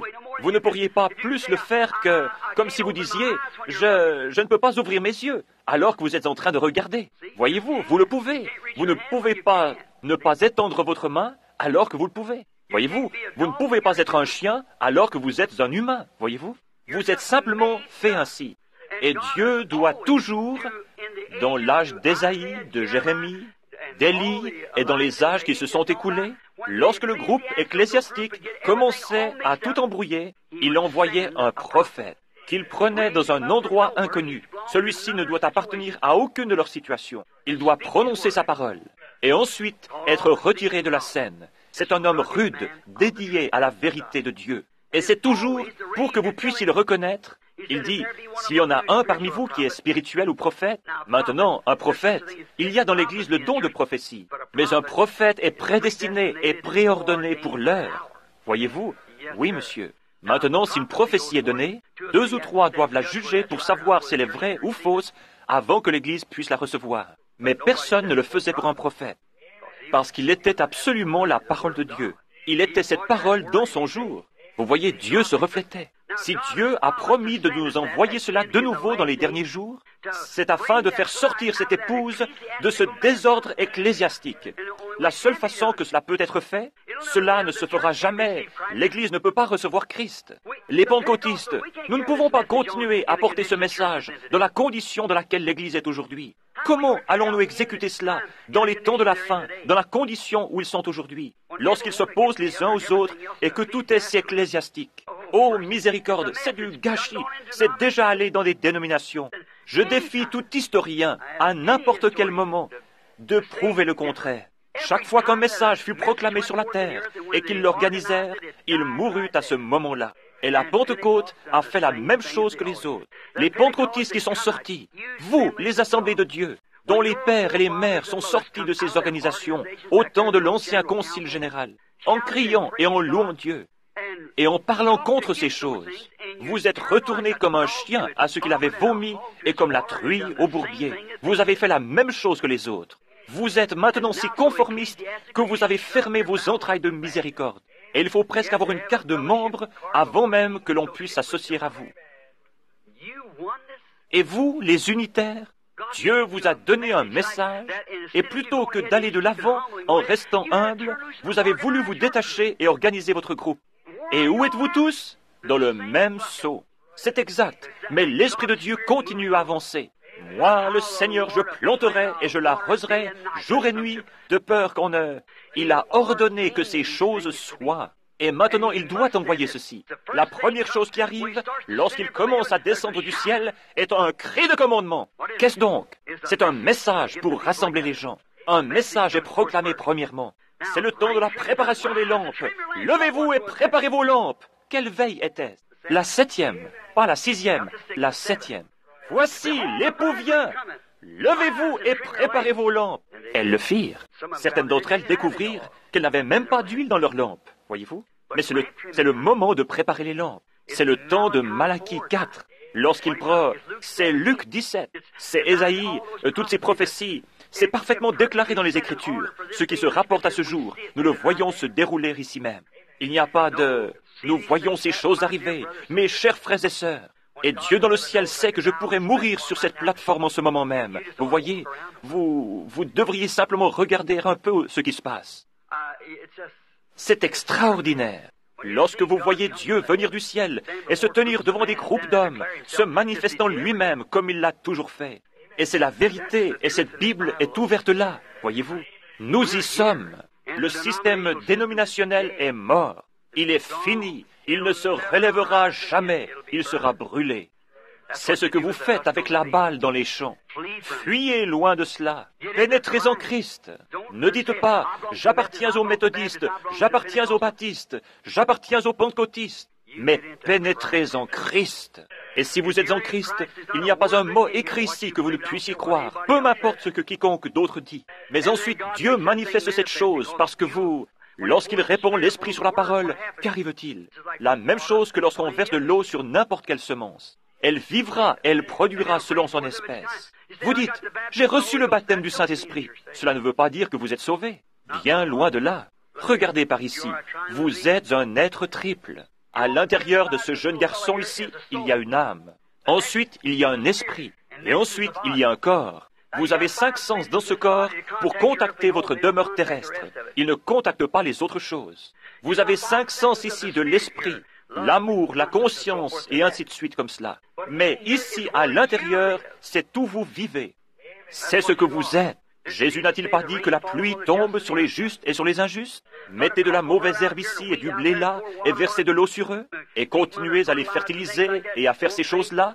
Ne vont-ils pas les deux vivre par la même eau? Bien sûr. Mais qu'est-ce que cela? L'un d'entre eux produira de la mauvaise herbe, parce que c'est ce qu'il est. La mauvaise herbe lèvera les bras et jubilera comme le blé. La Bible ne dit-elle pas que dans les derniers jours viendraient de faux Christ?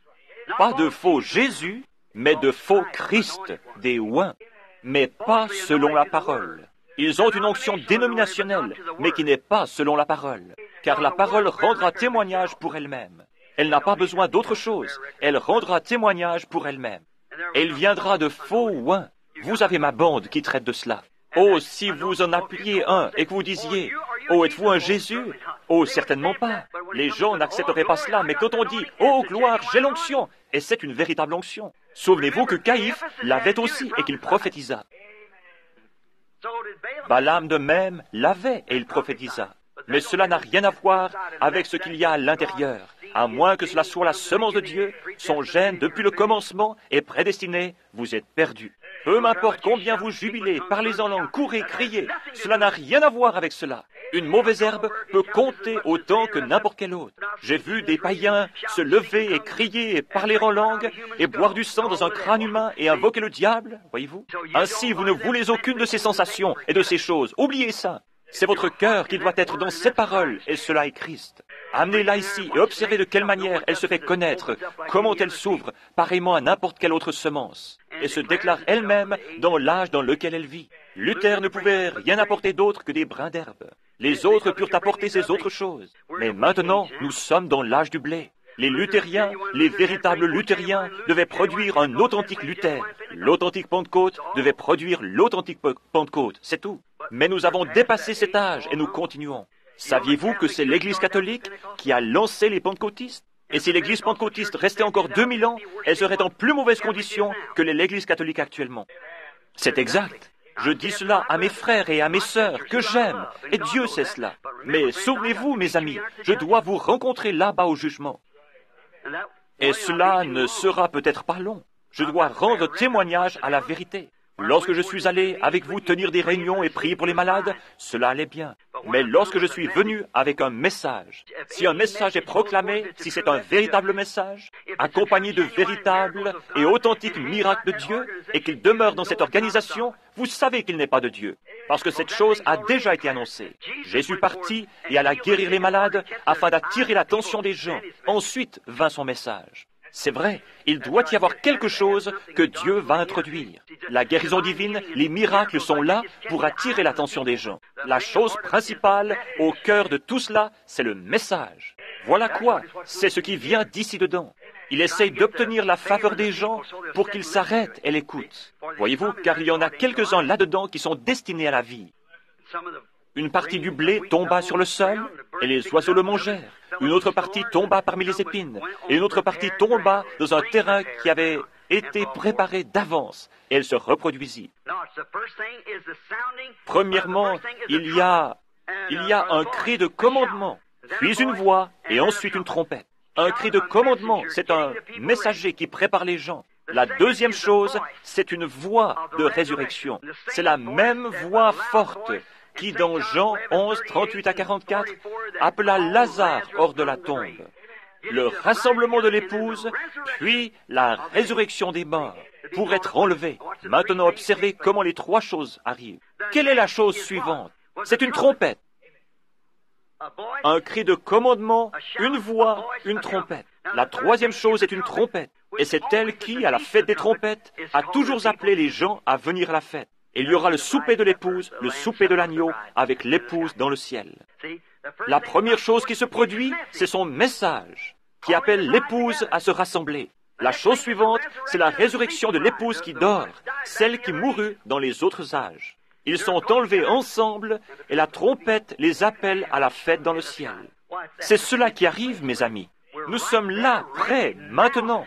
La seule chose que l'Église qui est sortie doit encore faire, c'est de rester au soleil pour mûrir. La grande moissonneuse viendra ensuite. Les tiges seront brûlées, mais le grain sera rassemblé dans le grenier, voyez-vous. Vous n'êtes pas des gens aveugles.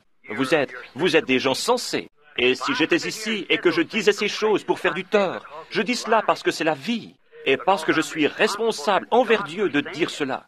Et je dois le dire.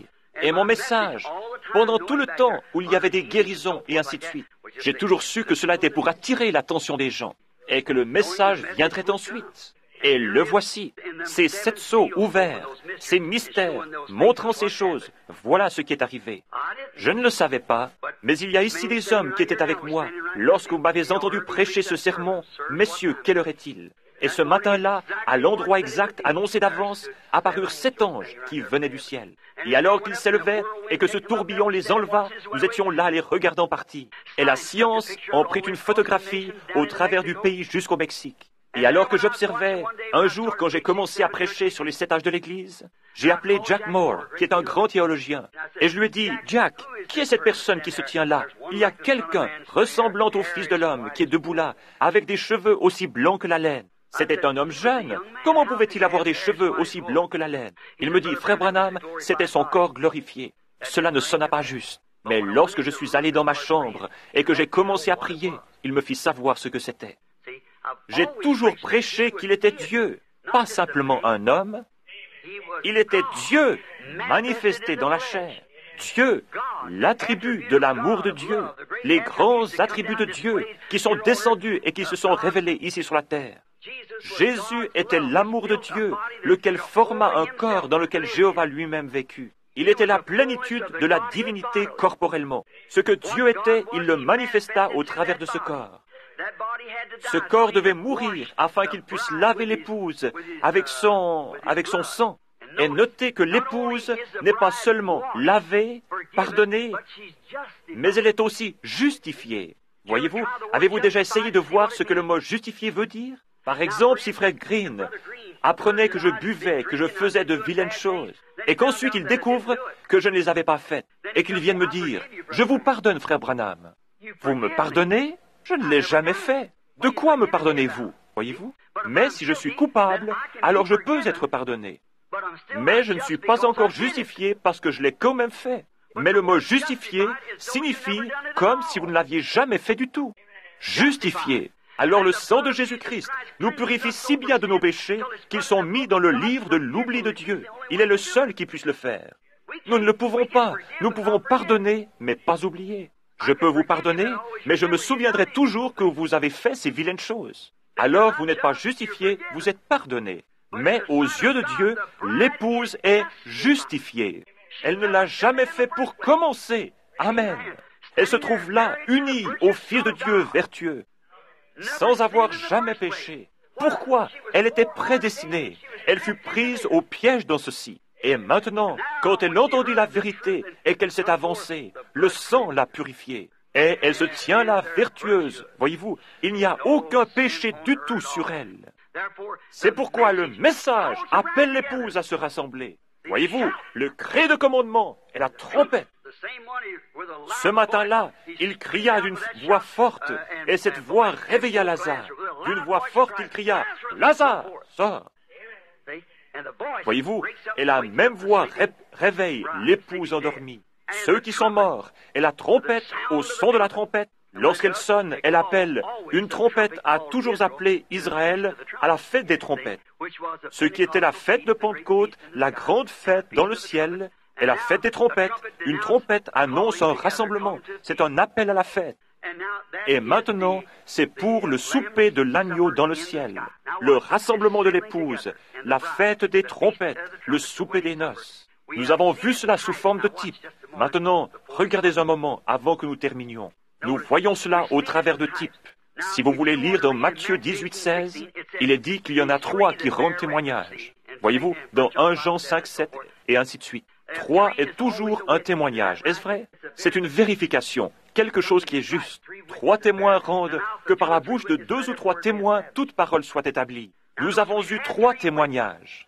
3 est un témoignage. Nous avons déjà eu 3 enlèvements dans l'Ancien Testament. Saviez-vous cela? Comme témoignage. Maintenant, observez bien. Enoch en était un. Élie était l'autre et Jésus est le 3e. Jésus étant la clé de voûte, il rend témoignage. Il était la clé de voûte entre l'Ancien et le Nouveau Testament, parce qu'il devait premièrement mourir et ensuite être enlevé. Il mourut, revint à la vie et marcha avec nous, et ensuite il fut enlevé, parce qu'il était la clé de voûte qui liait les deux ensemble. Après sa résurrection et son enlèvement, regardez, après qu'il ait fait cela et éprouvé que l'Ancien Testament, nous savons tous qu'Enoch fut enlevé. Nous savons qu'Élie fut enlevé dans un tourbillon, n'est-ce pas, sur un chariot de feu. Et Jésus mourut, fut enseveli, ressuscita, et vécut ici sur la terre, et ensuite, il fut enlevé, la clé de voûte. Il y en a 3 pour rendre témoignage. Est-ce vrai? Maintenant, il y a un enlèvement qui est déjà passé. Saviez-vous cela? Voyons si nous pouvons vite lire cela. Allons dans Matthieu, le chapitre 27.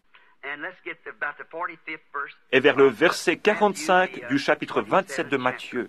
Voyons si nous pouvons le trouver très rapidement et voyons si nous pouvons en faire sortir quelque chose qui puisse nous aider. 27, 45, je crois que c'est ce que j'ai inscrit ici. Lisons. Mais depuis la 6e heure, il y eut des ténèbres sur tout le pays jusqu'à la 9e heure. Et vers la 9e heure, Jésus s'écria d'une voix forte, disant, « Eli, Eli, lama sabachthani » c'est-à-dire, « Mon Dieu, pourquoi m'as-tu abandonné » Et quelques-uns de ceux qui se tenaient là, ayant entendu cela, disaient, « Il appelle Eli, celui-ci. » Et aussitôt, l'un d'entre eux courut et prit une éponge, et l'ayant remplie de vinaigre, la mit au bout d'un roseau et lui donna à boire. Mais les autres disaient, « Laisse, voyons si Eli vient pour le sauver. » Et Jésus, ayant encore crié d'une voix forte, rendit une voix forte. Remarquez que lorsque Jésus mourut, il cria d'une voix forte et rendit l'esprit. Et voici le voile du temple se déchira en deux depuis le haut jusqu'en bas, et la terre trembla, et les rochers se fendirent, et les sépulcres s'ouvrirent, et beaucoup de corps des saints endormis ressuscitèrent. Et, étant sortis des sépulcres, après sa résurrection, ils entrèrent dans la ville sainte et apparurent à plusieurs. Un enlèvement est passé.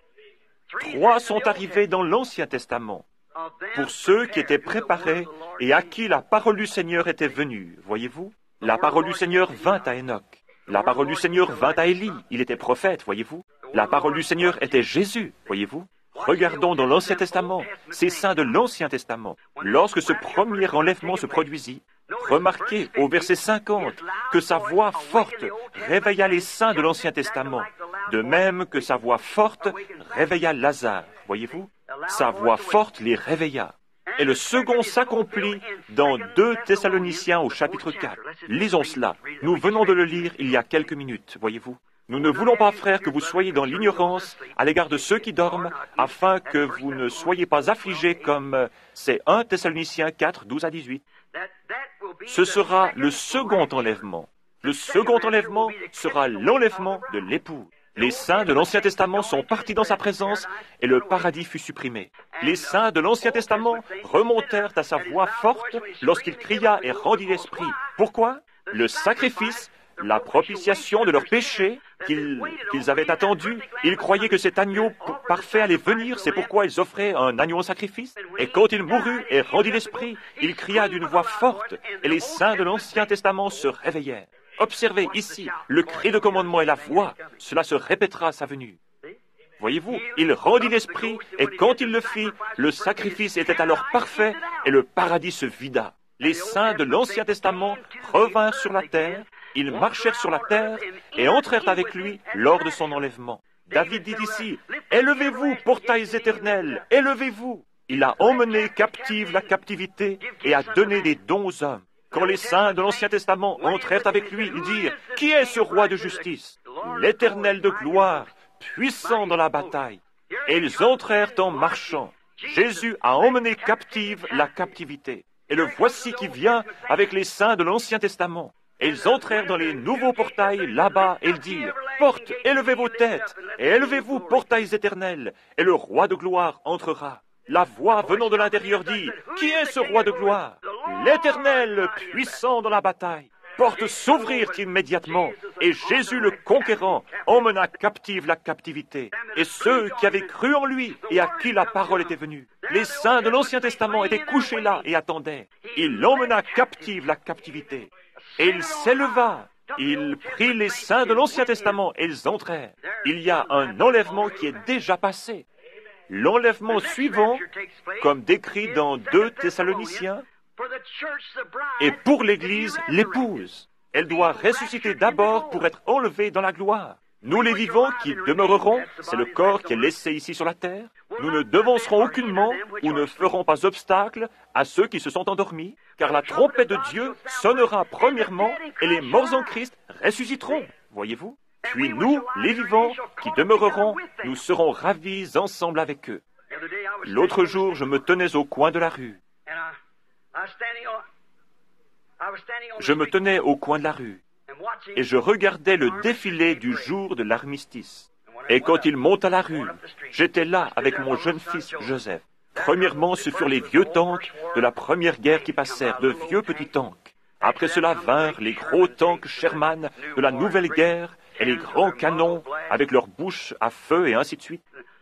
Avec leurs bouches à feu et ainsi de suite.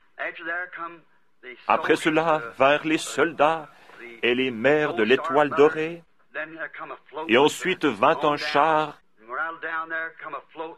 qui portait sur la partie avant un cercueil pour commémorer la mort du soldat inconnu. Un soldat se tenait là, faisant la garde. Il y avait un fusilier marin d'un côté et un marin de l'autre. Une requête était écrite, et de l'autre côté, une mère de l'étoile dorée était assise. Elle avait perdu son garçon. Il y avait aussi une jeune femme qui pleurait, la tête penchée sur une table. Un petit garçon en haillons était assis à côté, des larmes coulant sur son visage. Il avait perdu son papa. Je pensais, quelle tristesse. Alors que je me tenais ici, regardant cela, je vois ces quelques soldats âgés qui marchent là tout estropiés, mais montrant avec fierté leur uniforme, parce qu'ils sont américains. Je pensais, oh mon Dieu, un jour, il y aura une déflagration qui viendra du ciel. Et les morts en Christ ressusciteront premièrement. Ces saints de l'Ancien Testament qui attendent là-bas une déflagration sortiront de là premièrement pour entrer dans la résurrection. Nous nous mettrons en ligne et nous irons dans les cieux. Ces vieux corps mortels changés, devenus semblables au corps de sa gloire. Quel défilé ce sera quand il commencera à se diriger vers le ciel un de ces jours, dans ce temps de l'enlèvement qui est devant nous. Oh, montrant fièrement le sang de Jésus-Christ sur leur poitrine, le message de Dieu de l'heure dans laquelle ils vivaient. C'est le moment que nous attendons, frères. Maintenant, regardez, pour terminer, la seconde résurrection, la première est passée, la seconde est proche maintenant. La troisième est celle des 2 témoins d'Apocalypse 11, versets 11 et 12. Ce sont eux qui retournent avec l'Esprit de Christ pour témoigner aux Juifs comme Joseph le fit pour ses frères. Et vous vous souvenez qu'une fois morts, leurs corps restèrent exposés dans les rues pendant 3 jours et demi. Ensuite, l'Esprit de vie vint en eux et ils furent enlevés, ravis dans le ciel. Voilà vos 3 enlèvements du Nouveau Testament. 3 enlèvements dans l'Ancien Testament, tous sont passés. Maintenant, nous sommes prêts, attendant l'enlèvement des saints. Cela a été prononcé et cela sera ainsi. Lorsque Dieu dit quelque chose, les cieux et la terre passeront, mais cette parole ne faillira jamais. Lorsque Dieu a dit dans Genèse 1 que la lumière soit, il se peut qu'il y ait eu des centaines d'années avant que la lumière fût. Il dit qu'il y ait là un palmier, qu'il y ait là un chêne, qu'il y ait là un désert, qu'il y ait là une montagne, qu'il y ait là cette chose. Il prononça cela, voyez-vous? Et aussi longtemps que cela sortait de sa bouche, sous la forme d'une parole, cela devait être manifesté. Cela devait l'être. Un jour, il appela son peuple à sortir. Il avait parlé à un homme appelé Moïse, au travers d'une colonne de feu. Une lumière, un feu saint et sacré. Le peuple ne voulait pas croire Moïse. Il dit alors, amène-les vers cette montagne. Ce matin-là, la montagne était enflammée, et il y avait des éclairs et du tonnerre. Et le peuple dit, ne laisse pas Dieu nous parler, mais que Moïse parle, de peur que nous périssions. Dieu dit, je ne leur parlerai plus comme ceci, mais je vais leur susciter un prophète. Et je parlerai au travers de lui, et si ce qu'il dit arrive, alors écoutez-le, parce que je suis avec lui. Il a prononcé cela, il a dit que cela arriverait. Regardez le prophète Ésaïe, c'était un homme intelligent. Un homme qui avait l'estime du roi Osias, parce qu'il avait vécu avec lui. Or, le roi Osias était un grand homme, mais il essaya une fois de prendre la place d'un prédicateur. Et il entra dans le temple, il fut alors frappé de la lèpre. Et c'est ce que j'ai dit aux hommes d'affaires. N'essayez jamais de prendre la place d'un prédicateur. Non, monsieur, restez à l'endroit où vous êtes, voyez-vous. Faites votre travail, ce que Dieu vous a dit de faire. Si vous êtes un doigt, vous ne pourrez jamais être une oreille. Et si vous êtes une oreille, vous ne serez jamais un nez, ou un nez, un œil, voyez-vous. Restez à votre place. Vous avez entendu l'autre jour le message qui a été diffusé. Essayez de rendre un service à Dieu. David, le roi oint, et tout le peuple jubilait et criait que c'était juste. Mais il n'avait pas consulté le prophète de Dieu. Et un homme mourut et tout fut gâché. N'essayez pas de faire une faveur à Dieu. Attendez que les conditions de Dieu soient remplies. Laissez-le arriver selon sa façon de faire. Je commencerai cette grande chose, cela produira ceci. Oh, sois prudent, frère. David savait mieux faire que cela. Nathan était dans le pays en ce temps-là. On ne le consulta même pas. Voyez-vous, il consulta les capitaines de centaines et de milliers. Tout le peuple jubila, poussa des cris et dansa et... Ils avaient toute l'animation religieuse. Mais cela n'était pas dans la ligne et dans l'ordre de la parole de Dieu. Et cela échoua. Toute autre chose qui n'est pas dans la ligne et dans l'ordre de la parole de Dieu échouera. Seule la parole de Dieu demeurera à jamais. Le ciel et la terre passeront, mais pas ma parole. Remarquez Ésaïe, ce jeune homme intelligent qui était là. Tout à coup, l'Esprit le frappa. Il ne pouvait rien dire de différent. Il était prophète. Il dit, « Voici, une vierge concevra. Car un fils nous est né, un enfant nous est né, un fils nous est donné. On l'appellera conseiller, prince de paix, Dieu fort, Père éternel. Le gouvernement sera sur son épaule. Son règne n'aura pas de fin. Son règne n'aura pas de fin. » Comment cet homme pouvait-il dire intelligemment qu'une vierge concevrait? Tout le monde s'attendait à cela. Cela avait été prononcé, c'était ainsi dit le Seigneur. Cela devait arriver, parce que c'était la parole de Dieu, la même parole que Dieu dans la Genèse avait prononcée lorsqu'il planta ses semences sous la mer, quand la terre était informe et vide, et que les eaux étaient sous l'abîme. Cela devait arriver. Mais un jour, 800 ans plus tard, le sein d'une vierge conçut la semence de Dieu, une semence créée. Elle enfanta un fils. Ce même fils se tint là un jour et dit, « Lazare, sors !» Et cet homme qui était mort depuis 4 jours et qui était en train de se décomposer, son nez se creusant et qui sentait mauvais, sortit. Il dit, « Ne vous étonnez pas de cela, car l'heure vient. » Amen. Où tous ceux qui sont dans les sépulcres entendront la voix du Fils de Dieu. Ainsi cela a été prononcé. Cela doit arriver. Il va y avoir un enlèvement. Oh là là, je me souviens de mon dernier message en Californie, où je pensais ne jamais retourner. Lorsque je prédis que Los Angeles irait au fond de l'océan, et ainsi dit le Seigneur, cela arrivera. Elle est finie, elle est ruinée, elle est perdue. À quel moment? Je ne sais pas, mais elle sombrera. Juste après que les tremblements de terre auront commencé à produire des secousses et des tremblements. Vous vous souvenez, beaucoup d'hommes qui sont là étaient présents? Le jour où l'ange descendit et que cette lumière et ce feu tombèrent du ciel autour de ce rocher alors que nous nous tenions là, et que ces rochers étaient projetés de la montagne et tombaient tout autour de nous, et il y eut 3 fortes déflagrations. Je dis, le jugement frappera la côte ouest. 2 jours après, l'Alaska sombra presque. Souvenez-vous que le même Dieu qui a annoncé cela a dit que Los Angeles est condamné. Elle est finie. Je ne sais pas quand, je ne peux pas vous le dire. Je ne savais pas que j'avais dit cela. Mais je crois que c'est ce frère qui est ici. Non, c'est un des Mosley. Je crois qu'il était avec moi là-bas dans la rue. Je ne savais pas ce que c'était, jusqu'à ce que j'ai regardé dans l'Écriture où Jésus a dit « Capernaum, Capernaum, combien de fois ?» Plutôt, toi qui t'es élevé jusqu'au ciel, tu seras abaissé jusqu'au séjour des morts. Car si les miracles qui ont été faits au milieu de toi avaient été faits dans Sodome, elles subsisteraient encore aujourd'hui. Et environ 150 ans plus tard, Sodome était déjà dans la terre. Capernaum est aussi dans l'eau aujourd'hui. Et ce même Esprit de Dieu qui a dit et fait toutes ces choses, a déclaré là-bas, « Ô cité de Capernaum, toi qui t'élèves, toi qui t'appelles du nom des anges, Los Angeles, comme tu t'es élevé jusqu'au ciel. La racine même est le siège de Satan, voyez-vous, tu t'es élevé. C'est un cimetière pour les prédicateurs. Des hommes bons vont là-bas et ils meurent comme des rats. Quel dégât!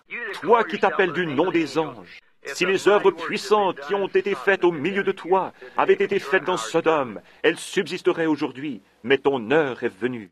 Regardez et voyez, si ce n'est pas cela, je suis un faux prophète. Voyez-vous, elle est là, elle se trouve là. Je me souviens de cette nuit. Avant que j'aie vu cela, j'eus la vision préalable de l'épouse. Je me tenais là et j'ai vu une très belle jeune fille, correctement vêtue, qui marchait dans cette direction. Il y avait quelqu'un debout près de moi dans la vision de l'épouse, et des voix disaient, « C'est la vision préalable de l'épouse. » Je la vis passer à côté de moi. Elles vinrent de ce côté et tournaient. Alors j'entendis l'église qui venait de cet autre côté. L'église d'Asie s'avança. Oh, quelle corruption! Puis l'église européenne vint. Oh là là! Et ensuite, j'entendis un air de rock'n'roll. Et c'était Miss Amérique, l'église. Et elle ne portait même pas d'habit. Elle tenait devant elle du papier gris, comme des journaux, et elle dansait le rock'n'roll. Miss Amérique, l'Église. Je me tenais là, dans sa présence. Je pensais, oh Dieu, comme prédicateur, si c'est cela le mieux que nous avons pu faire. Oh, vous savez comme vous vous sentez. Ensuite, je pensais, oh Dieu, cache-moi. Si je pouvais seulement m'éloigner d'ici, si après tout ce que nous avons fait, c'est là le résultat, si c'est ce que c'est. Et ensuite, ces femmes passèrent devant moi, faisant toutes sortes de balancements. Elles avaient les cheveux courts et des visages fardés, comme elles passaient devant moi comme cela, et dire qu'elles étaient censées être des vierges pour Christ. Et lorsqu'elles passèrent devant moi comme cela, je détournai la tête. Vous savez, avec tenons cela devant moi, c'était scandaleux de voir leur dos. Elles allaient comme cela, et je détournai la tête pour pleurer. Je ne pouvais pas supporter cela plus longtemps. Lui se tenant là, et moi sachant que j'étais prédicateur de l'Église, et que c'était ce que j'avais produit pour lui. Je dis, oh Dieu, je ne peux pas regarder cela. Laisse-moi mourir. Laisse-moi disparaître. Et aussitôt que cela partit, chaque fois que l'une d'elles venait, elle repartait vers un certain endroit et disparaissait vers le bas, et je n'entendais plus que le bruit qu'elle faisait en s'en allant. Et ensuite, j'entendis la mélodie de « En avant, soldats chrétiens ».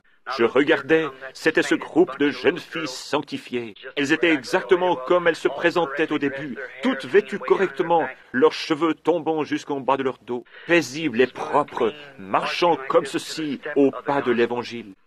Elle était la parole. Et il semblait qu'il y en avait une de chaque nation. Je regardais et je les vis passer devant moi. Au lieu de descendre, elles commencèrent à monter. Je remarquai que l'une d'entre elles essayait, que 2 ou 3 d'entre elles essayaient, sortaient du rang. Je m'écriai, « Restez en ligne !» Et la vision me quitta. Je me tenais debout dans cette chambre en train de crier, « Restez en ligne !» Je me demande, cela pourrait-il s'être déjà passé? L'épouse pourrait-elle être déjà appelée?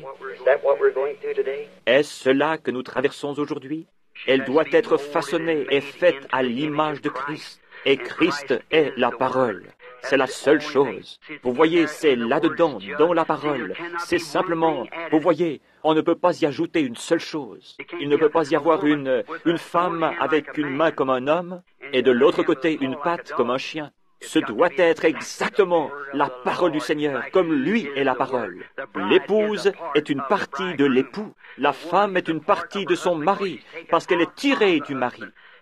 Ève était sortie du côté d'Adam, et c'est ainsi qu'elle épouse. Elle n'est pas tirée d'une dénomination, mais elle est tirée du sein de la parole de Dieu pour ce jour. L'enlèvement, la trompette du Seigneur sonnera, les morts en Christ ressusciteront, et ils partageront la gloire de sa résurrection. Lorsque ceux qu'il a choisis se rassembleront à leur demeure au-delà du ciel, lorsque l'appel retentira là-bas, essayons tous d'y être, mes amis. Que Dieu vous bénisse. Cela a été prononcé, cela doit arriver. Cela arrivera. Et mes amis, personne ne désire mourir. Personne ne désire être perdu. Laissez-moi vous dire, quoi que vous fassiez, peu m'importe avec quelle assiduité vous allez à l'église et combien vous lui êtes fidèle. C'est bien, je n'ai rien à contre. Vous devriez aller à l'église. Faites cela, continuez à aller à l'église. Mais quoi qu'il en soit, jetez au loin vos traditions et allez en Christ. Parce que cela va sonner un de ces jours. Vous serez alors surpris avec la marque de la bête sur vous, réalisant trop tard ce que c'est. C'est exactement cela. Que Dieu vous bénisse. Je regrette de vous avoir gardé si longtemps.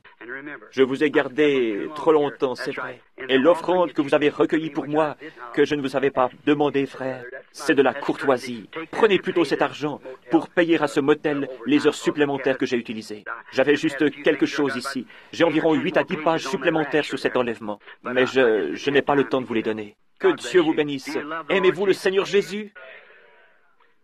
Restons tranquilles une minute maintenant, dans la paix et le respect, et souvenez-vous de ce que j'ai dit.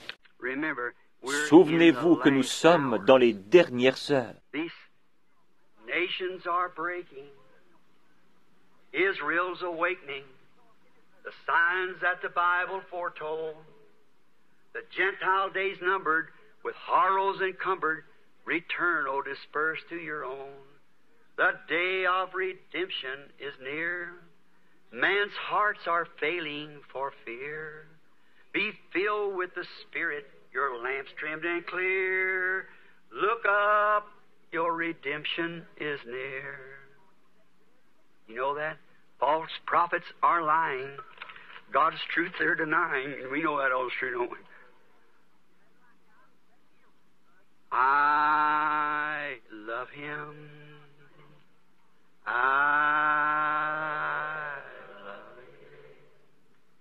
Him. Because He first loved me and purchased my salvation on Calvary's tree. Combien l'aime vraiment? Levez la main. Je désire maintenant, pendant que nous chantons ceci de nouveau, que vous serriez la main à quelqu'un qui est près de vous et disiez « Que Dieu vous bénisse, pèlerins ». Nous sommes des pèlerins, n'est-ce pas? Des pèlerins et des étrangers. I love Him. That's it, right across the table. I love Him because He first loved me and purchased my salvation on Calvary.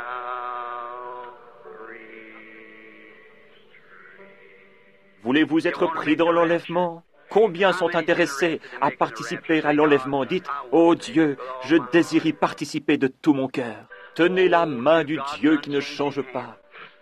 Connaissez-vous ce chant? Le connaissez-vous, sœur? Tenez la main du Dieu qui ne change pas. I don't know what's it in, Pat. Hold to God's unchanging hand. Hold to God's unchanging hand. Build your hopes on things eternal. Hold to God's unchanging hand. You like that? When our journey is completed, if to God you have been true, fair and bright your home in glory, your enraptured soul shall view. Hold to God's unchanging hand. Hold to God's unchanging hand. Build your hopes on things eternal. Hold to God's unchanging hand. I want you to bow Je your désire head que vous just a courbiez la moment now. tête juste un moment. Covet not this world's vain riches that so rapidly decay. Seek to gain the heavenly treasure. They will never pass away. Hold to God's unchanging hand. Hold to God's unchanging hand. Build your hopes on things eternal. Hold